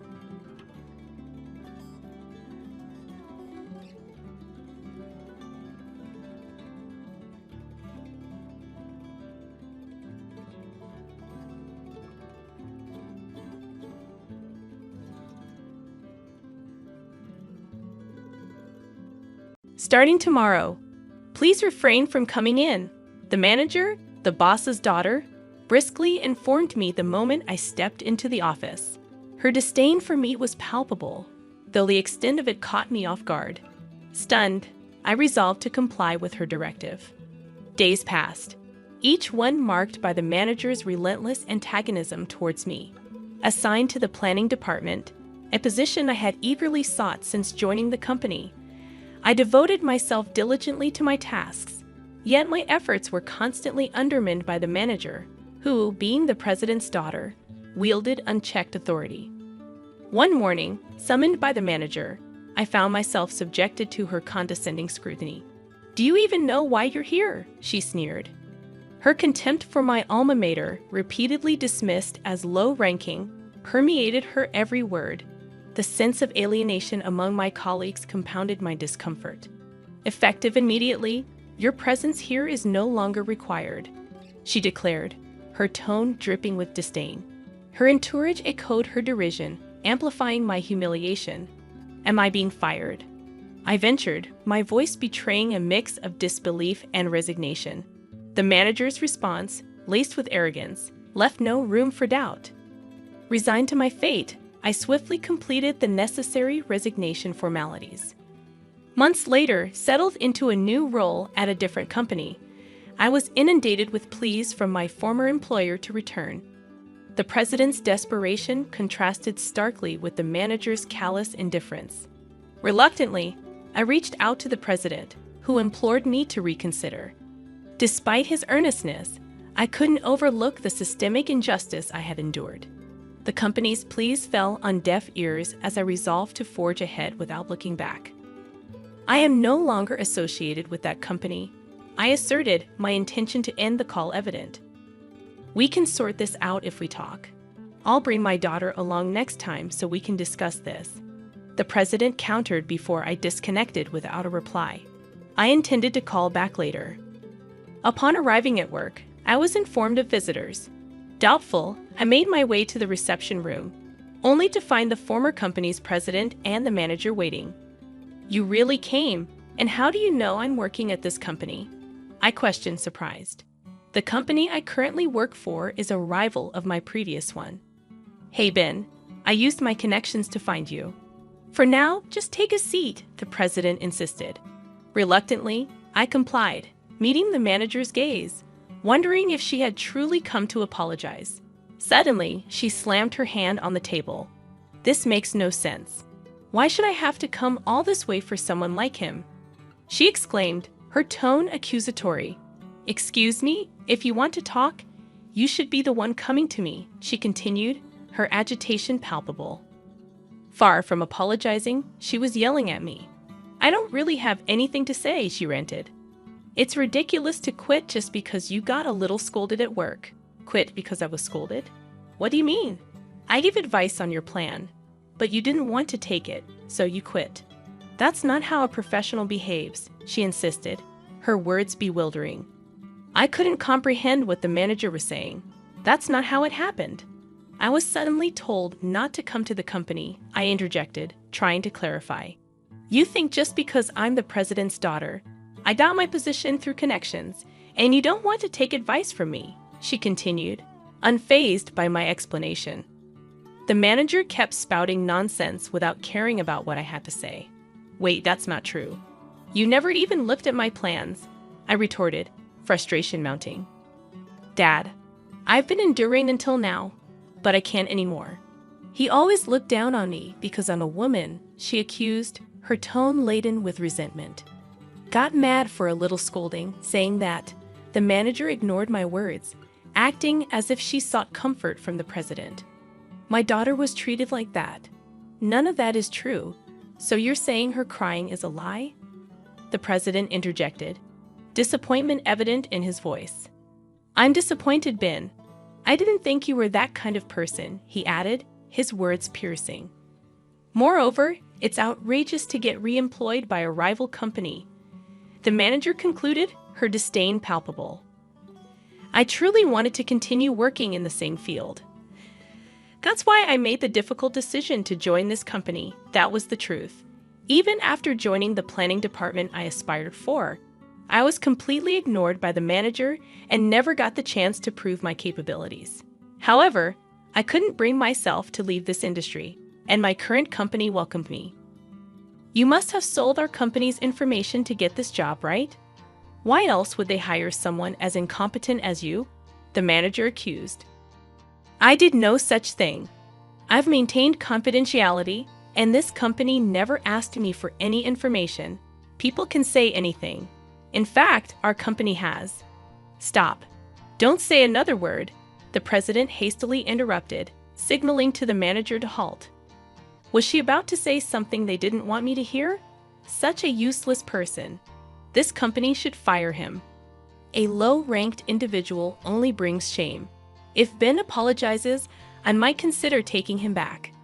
I'll even reassign him to the planning department if he wishes. For now, we don't need someone like him. Just bear with it and continue as usual. We'll manage. Then, I want a raise. The two of them continued discussing without any regard for my opinion. Despite my repeated expressions of unwillingness to return, I was being told to apologize and be forgiven. The frustration of being treated like a fool left me trembling. The manager noticed and sneered. "Are you crying with joy? It figures. Low-ranked individuals really can't help themselves. You really are a kind soul, aren't you?" she mocked. "Sure, I am. Taking someone like him back is nothing short of generous. Just make sure you don't irritate me too much. Make sure you listen to your boss, okay? I have no intention of leaving this company, I asserted. You still don't get it. I'm offering to take care of you before you get fired for incompetence. You really are clueless. That's the way it is. But don't quit over a little scolding this time, the president added dismissively. The mocking continued. Saying that, the president and the manager mocked me. Mr. President, if I may be so bold, the manager is lying. I spoke up, desperate. After all we've been saying, you're taking this attitude. I'm not lying. That's quite the accusation. Do you have any evidence to back that up? Yes, I prepared this just in case, I said and took a voice recorder out of my bag. I had recorded not only the day the manager told me to leave, but also any other occasions when she had said something unreasonable. You've been recording me? Unbelievable. At the sight of the voice recorder, the manager visibly panicked. Dad, we don't need to listen to this. Let's just go. Then I'll play it. I played the recording, making sure the manager, who was attempting to leave, could hear it. The recording unmistakably captured the manager's voice instructing me not to come to the company. What's the meaning of this? My daughter was lying. It's a lie, the president explained. Undeterred, I went on to reveal all the unfair treatment I had endured from the manager. The recording included the sound of my proposal being torn up, the manager and her aunt bad-mouthing me during work hours, and the crucial exchange where I asked why my proposals were never reviewed. Her reply stung. They're from a low-ranked individual like you. Your ideas are as expected. It was undeniable proof that the manager had been lying. By the way, this is the proposal that the manager tore up, I said, handing a freshly printed proposal to the president. He took it, visibly shaken, and started reading. No way. It's the plan for the hit product this company is currently selling, he explained. This project was one I had poured my heart and soul into, hoping for the manager's approval, but all my efforts had been in vain. The proposal was torn up without even being read. Why did you reject this proposal? You didn't even look at it, I demanded. The manager shrugged it off. Well, his proposals were always so pathetic. I thought there was no need to read them. It's his fault for always behaving badly. I wasn't satisfied and handed another set of documents to the president. Most of them were products developed since I moved to my current company, so it's all true, I explained. These were Ben's plans, the president confirmed. Yes, I worked hard, hoping to be recognized by the manager, but not once did she look at my proposals. I questioned the manager's actions, bewildered by the disregard for my efforts. I'm not the one at fault here, the manager retorted. The president, regaining his composure, addressed the potential copyright violation. Wait, these plans were all developed by this company, right? That's a violation of copyright law. What are you going to do about that? Indeed, if we sue, we'll win, right? He challenged. The president, who had been flustered until then, suddenly seemed to regain his composure and retorted. The manager looked at me as if to say she'd gotten the upper hand. Manager, don't you remember? When I left, you promised to transfer all the copyrights of my projects to me, didn't you? I confronted her. I never said that. I don't remember, she denied. Unfazed, I presented evidence. You're probably going to say you recorded it, right? What's the point of such verbal agreement? No, it's not just that. I got it in writing with your signature. I said that. I began, presenting a piece of paper to the manager. It clearly stated that the copyrights belonged to me, acknowledged and signed by her. What? I don't remember signing this. The manager seemed flustered upon seeing the document. When I submitted my resignation paperwork, I included this document and got your signature on all the papers. That's sneaky. Making me sign something hidden, I accused. If it wasn't hidden, didn't you even read the documents you were signing? I pressed. The manager's face turned pale. Oh no, this document states I hold all the copyrights. I see, I understand. It seems my daughter was really in the wrong, the president interjected, casting a disapproving glance at the manager. Dad, don't say such terrible things. Shut up. Do you have any idea how much profit you've cost us? The manager retorted. Ignoring her outburst, the president turned to me. Ben, won't you please consider coming back to our company? I promise to offer you a higher position than before, one better than your current company can provide. What about me then? You were not ready for the manager position. Start from the beginning again. The president's words made the manager crumble. But such things no longer mattered to me. The president was desperately trying to win me over. So, what do you say? Have you changed your mind about returning? There's no one left to give you a hard time anymore, you know, the president urged, his eyes gleaming. Wanting to leave the situation, I asked him a question. There's something I want to ask. Sure, ask me anything, the president replied eagerly. It hasn't been long since I left your company, so why are you so desperate to bring me back now? I questioned. The president's voice suddenly faded, and he began to make excuses. We've been very busy recently. I thought about addressing it sooner, but I couldn't find the time.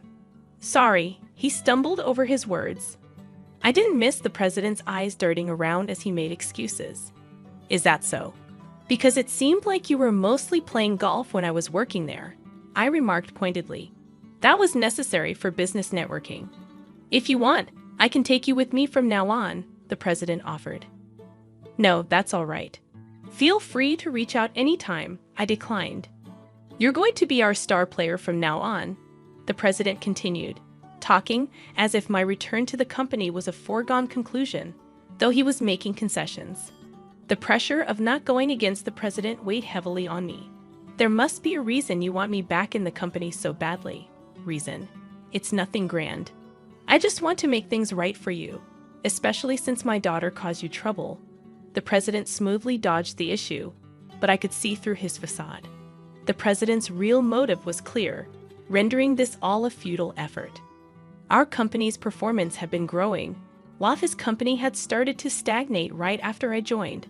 The products I planned hit the market successfully, skyrocketing sales, and rapidly increasing the company's reputation. I even got interviewed on TV as the planner. Compared to this thriving company, the president's company's performance had been lackluster. Being a traditional company, it failed to incorporate anything new and lacked buzz. Once seen as rivals, the difference between the two companies was now like night and day. Did you see me on TV? Is that why you hastily contacted me? Well, what was it again? Didn't you realize I had left or that your company's performance wasn't growing until you saw me on TV? I had a lot I wanted to say. Why did he ignore the harassment I was receiving? Why didn't he inquire when I had to leave abruptly for an unreasonable reason? But conveying that to the president now meant nothing. There's no need for me to be involved anymore, I stated firmly. Did you think I was unaware of everything? You're a spiteful person. Yes, our company is in a pinch. If you know that, come back quickly. The president's tone turned accusatory. I have no intention of leaving this company, I affirmed. Are you defying me? I was the one who transferred you, a low-ranked college graduate, to the planning department. Are you repaying my kindness with betrayal? The president's words stung, but I remained resolute. I am grateful for being placed in the planning department and offered many ideas and response. However, it was the president's kin who refused to accept them. How dare you speak to me like that?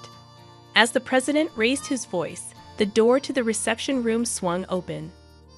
Ben has been of great service to us, boss. We're in the middle of something. I can't have you entering unannounced. With all due respect, it's also a nuance for our company when you come without an appointment. Occupy the reception room and tie up our valuable employee. A person of your level shouldn't be so arrogant.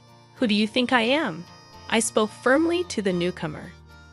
My apologies. May I offer you my business card? My boss presented a business card to the president. The president snatched it, and his face turned pale as he read it. My father is busy, so I came in his stead. I will be serving as the CEO from next year. My boss, like the manager, was the son of the company's president and an extremely capable person set to become the new president next year. I had no idea. No problem. We're grateful for the talented individual you've provided us. The president bowed, and I felt a sense of puzzlement as to why he seemed so anxious. However, we will have to decline the collaboration project you proposed recently, my boss announced. What? You said you considered it to help our company, the president exclaimed. I did consider it. Even though it's a rival company, seeing a traditional manufacturer falter doesn't feel right. Then why? The president questioned, only to be interrupted. Seeing the character of you and your daughter, I couldn't bring myself to support you. Please reconsider, my boss explained. The president desperately apologized, and the manager seemed to finally realize the gravity of the situation. Please help me out here.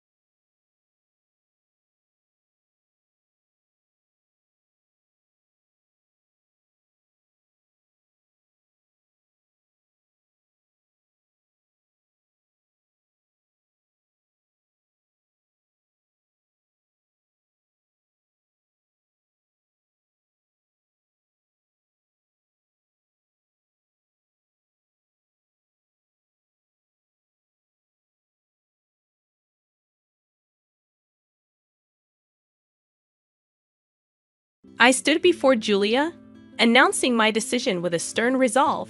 I'm moving in with my parents. If you're against it, then let's get a divorce, I declared, my voice devoid of any emotion.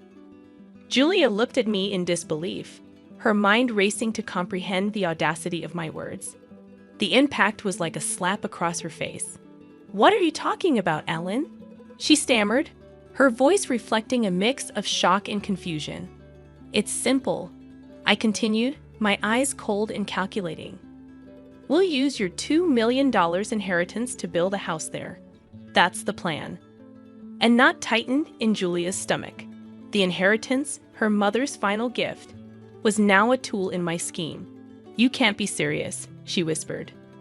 Oh, I'm dead serious, Julia. It's time to make some changes, I replied sharply. Memories of our life together flashed through her mind. The laughter, love, the birth of our children. How did we end up here? At 38, a mother of two, she had thought she was living a normal life with a man she once loved. But now I stood before her, a stranger. You have no right to decide how my inheritance is used, she protested, her voice trembling with a mixture of rage and disbelief. As your husband, I think I do. It's either my way or the highway, Julia. Decide, I declared, my tone leaving no room for negotiation. She stared at me, trying to find a trace of the man she married, but all she saw was a greedy stranger eyeing her inheritance like a vulture. Realization hit her standing in the shadow of the man she no longer recognized. Her marriage was a lie. Fine, she said, her voice steady despite the chaos in her heart. If that's how you want it, we're done. But don't expect to touch a dime of my money. My smirk vanished, replaced by shock. I hadn't expected this. I turned on my heel and left, slamming the door behind me. Alone, Julia stood there, her heart pounding. The battle lines were drawn. It was no longer just about money. It was about her dignity, her freedom. The next morning, the house felt eerily silent as Julia prepared breakfast. The previous night's confrontation replayed in her mind, fueling her anger. How could I be so callous? The money was a part of her mother's legacy, not some windfall for me to squander. Our children, Emma and Ryan, noticed the tension but remained quiet. They were too young to understand the complexity of adult conflicts, yet they sensed something was amiss. Julia forced a smile for their sake. After dropping them off at school, she drove to her mother's empty house, echoing with memories.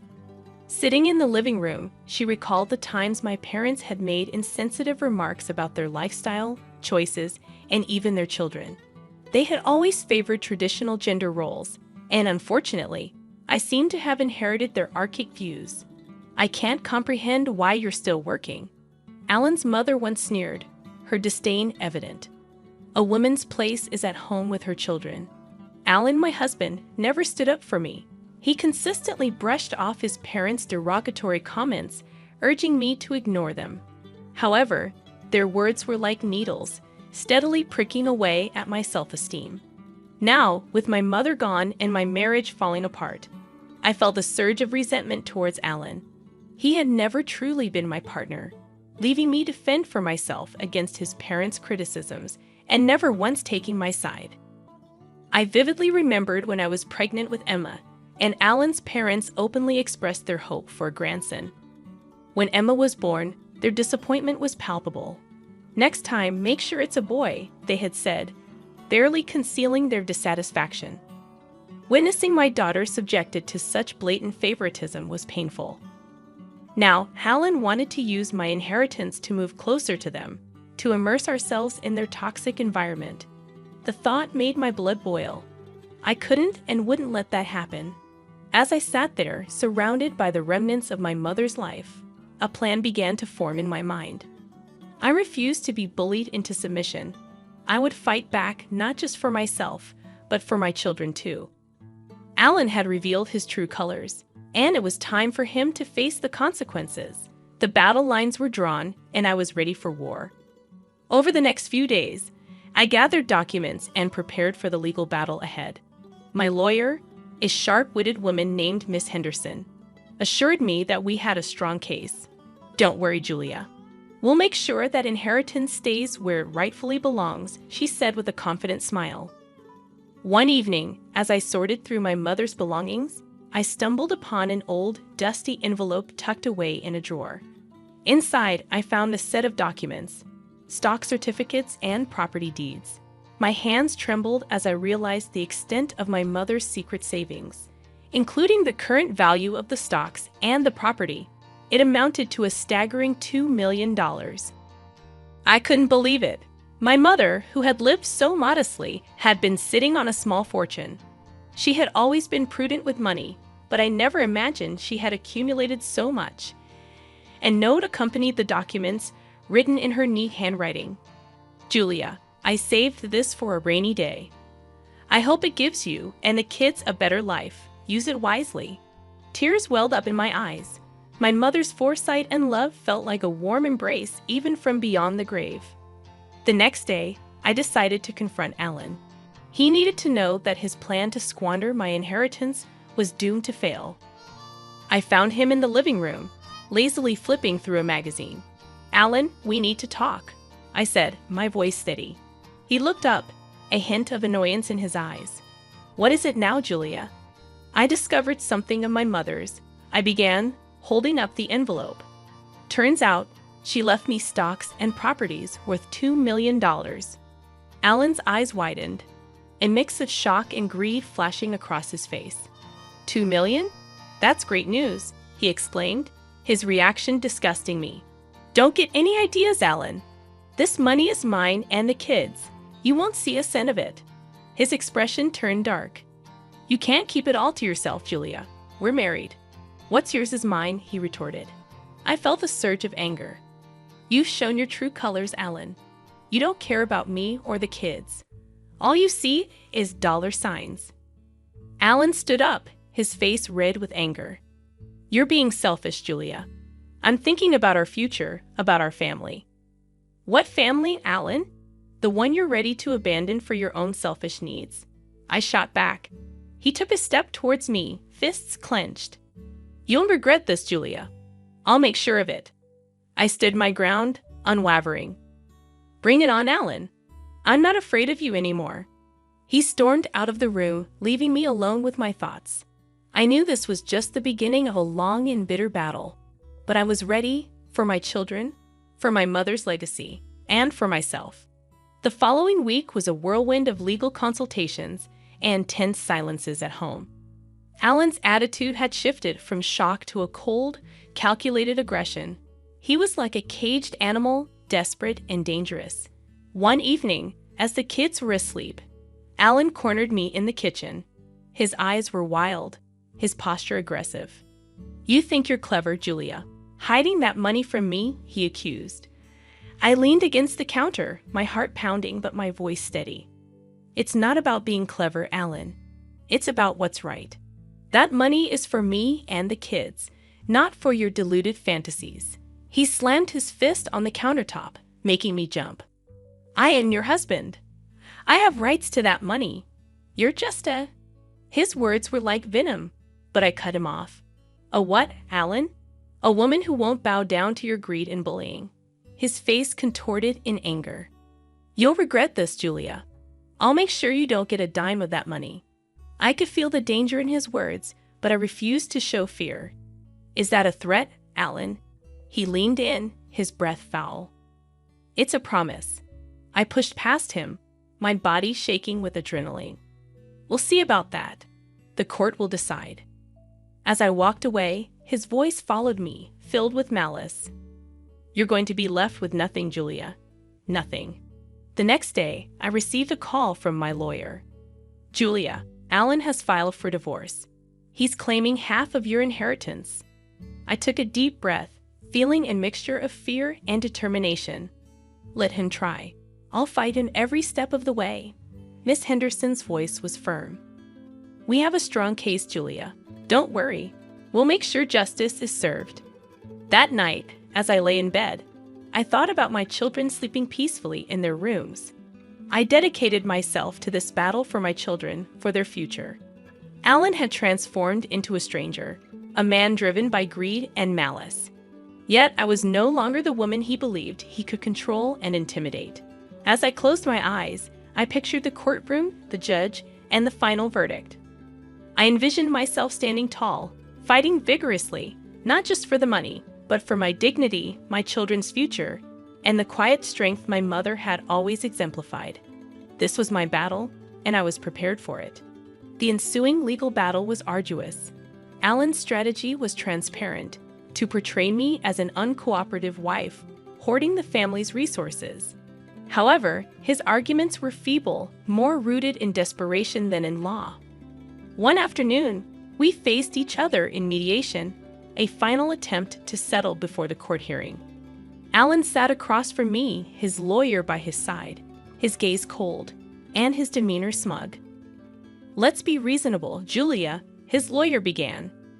Alan is entitled to a portion of this inheritance. It's only fair.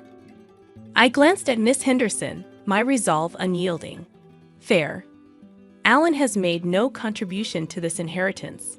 It is solely from my late mother, intended for me and my children. Alan leaned forward, his voice scornful. Come on, Julia. You're just being spiteful. Don't you think the kids would want their father to have a share? I felt a surge of anger. This isn't about spite, Alan. It's about justice.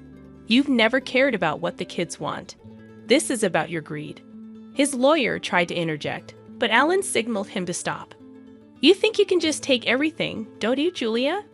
Play the grieving daughter and the victimized wife. I met his gaze squarely. This isn't a game, Alan.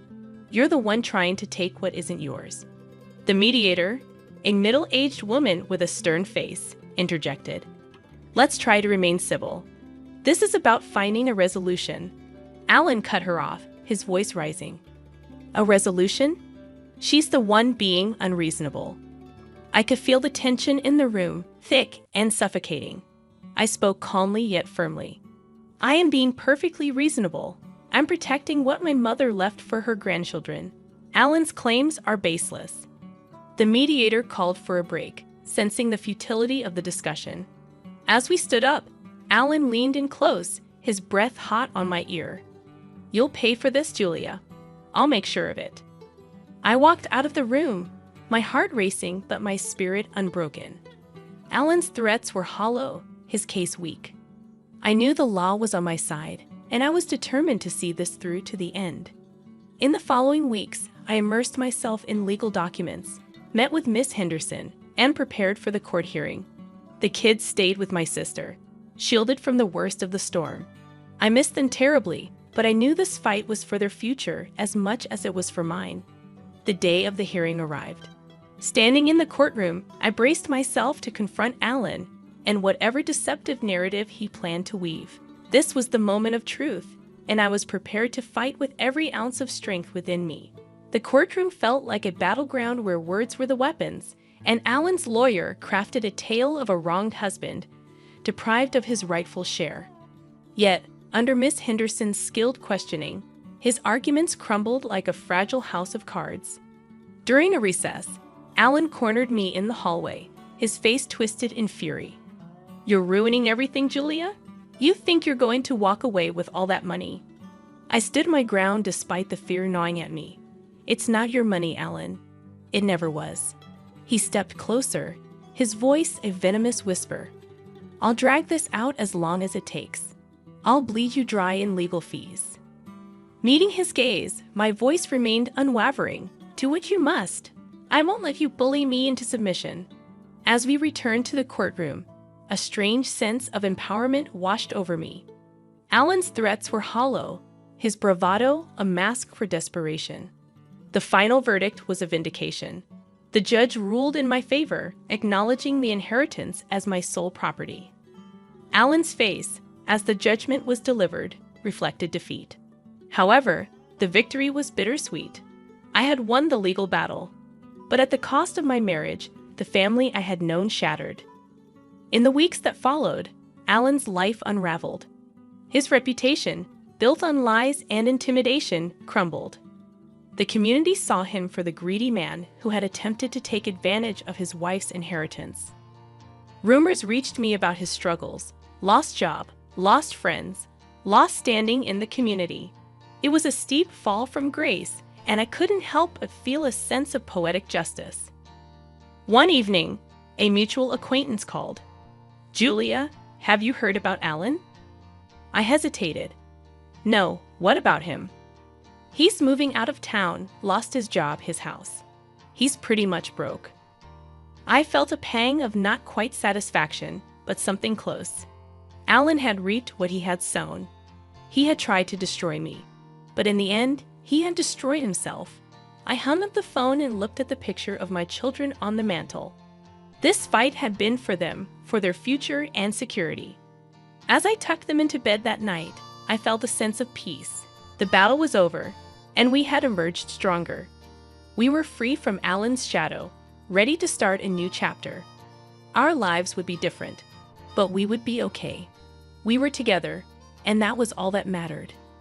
In the months following the court ruling, life settled into a new rhythm. The victory in court gave me a sense of closure, but marked the beginning of a new journey, one of healing and rebuilding. I decided to sell the house, the scene of so many bitter memories. Each item I packed was a step away from my past with Alan.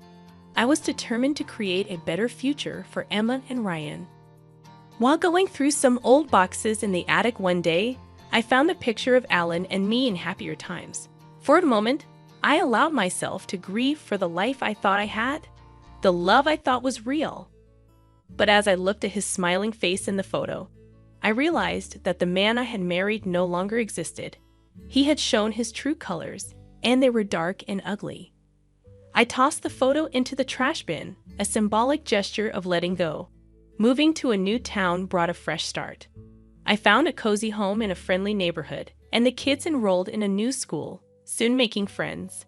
I focused more on my writing, finding solace in the worlds I created with my words. One evening, as I was tucking Emma into bed, she looked up at me with her big, innocent eyes. "Mom, do you miss Dad?" The question caught me off guard. "Sometimes I miss who I thought your dad was, but we're better off now. We're a strong team, just the three of us." She nodded, a wise look in her young eyes. "I like it here, Mom. I like our new home." Her words filled me with warmth. We had indeed come a long way. As I lay in bed that night, I reflected on Alan's downfall. His greed and malice had backfired, leaving him with nothing. While I harbored no joy in his misfortunes, there was a sense of justice in how things had turned out. The kids and I had a long road ahead, but we were on the path to healing. The inheritance, now securely invested, would provide for their education and our future. I closed my eyes, thinking of my mother, Her strength and foresight had saved us. In her wisdom, she had given me the means to protect myself and my children. As I drifted off to sleep, I felt a sense of peace. The storm had passed, and in its wake, it had left clarity and hope. We had weathered the worst, and now a new day was dawning.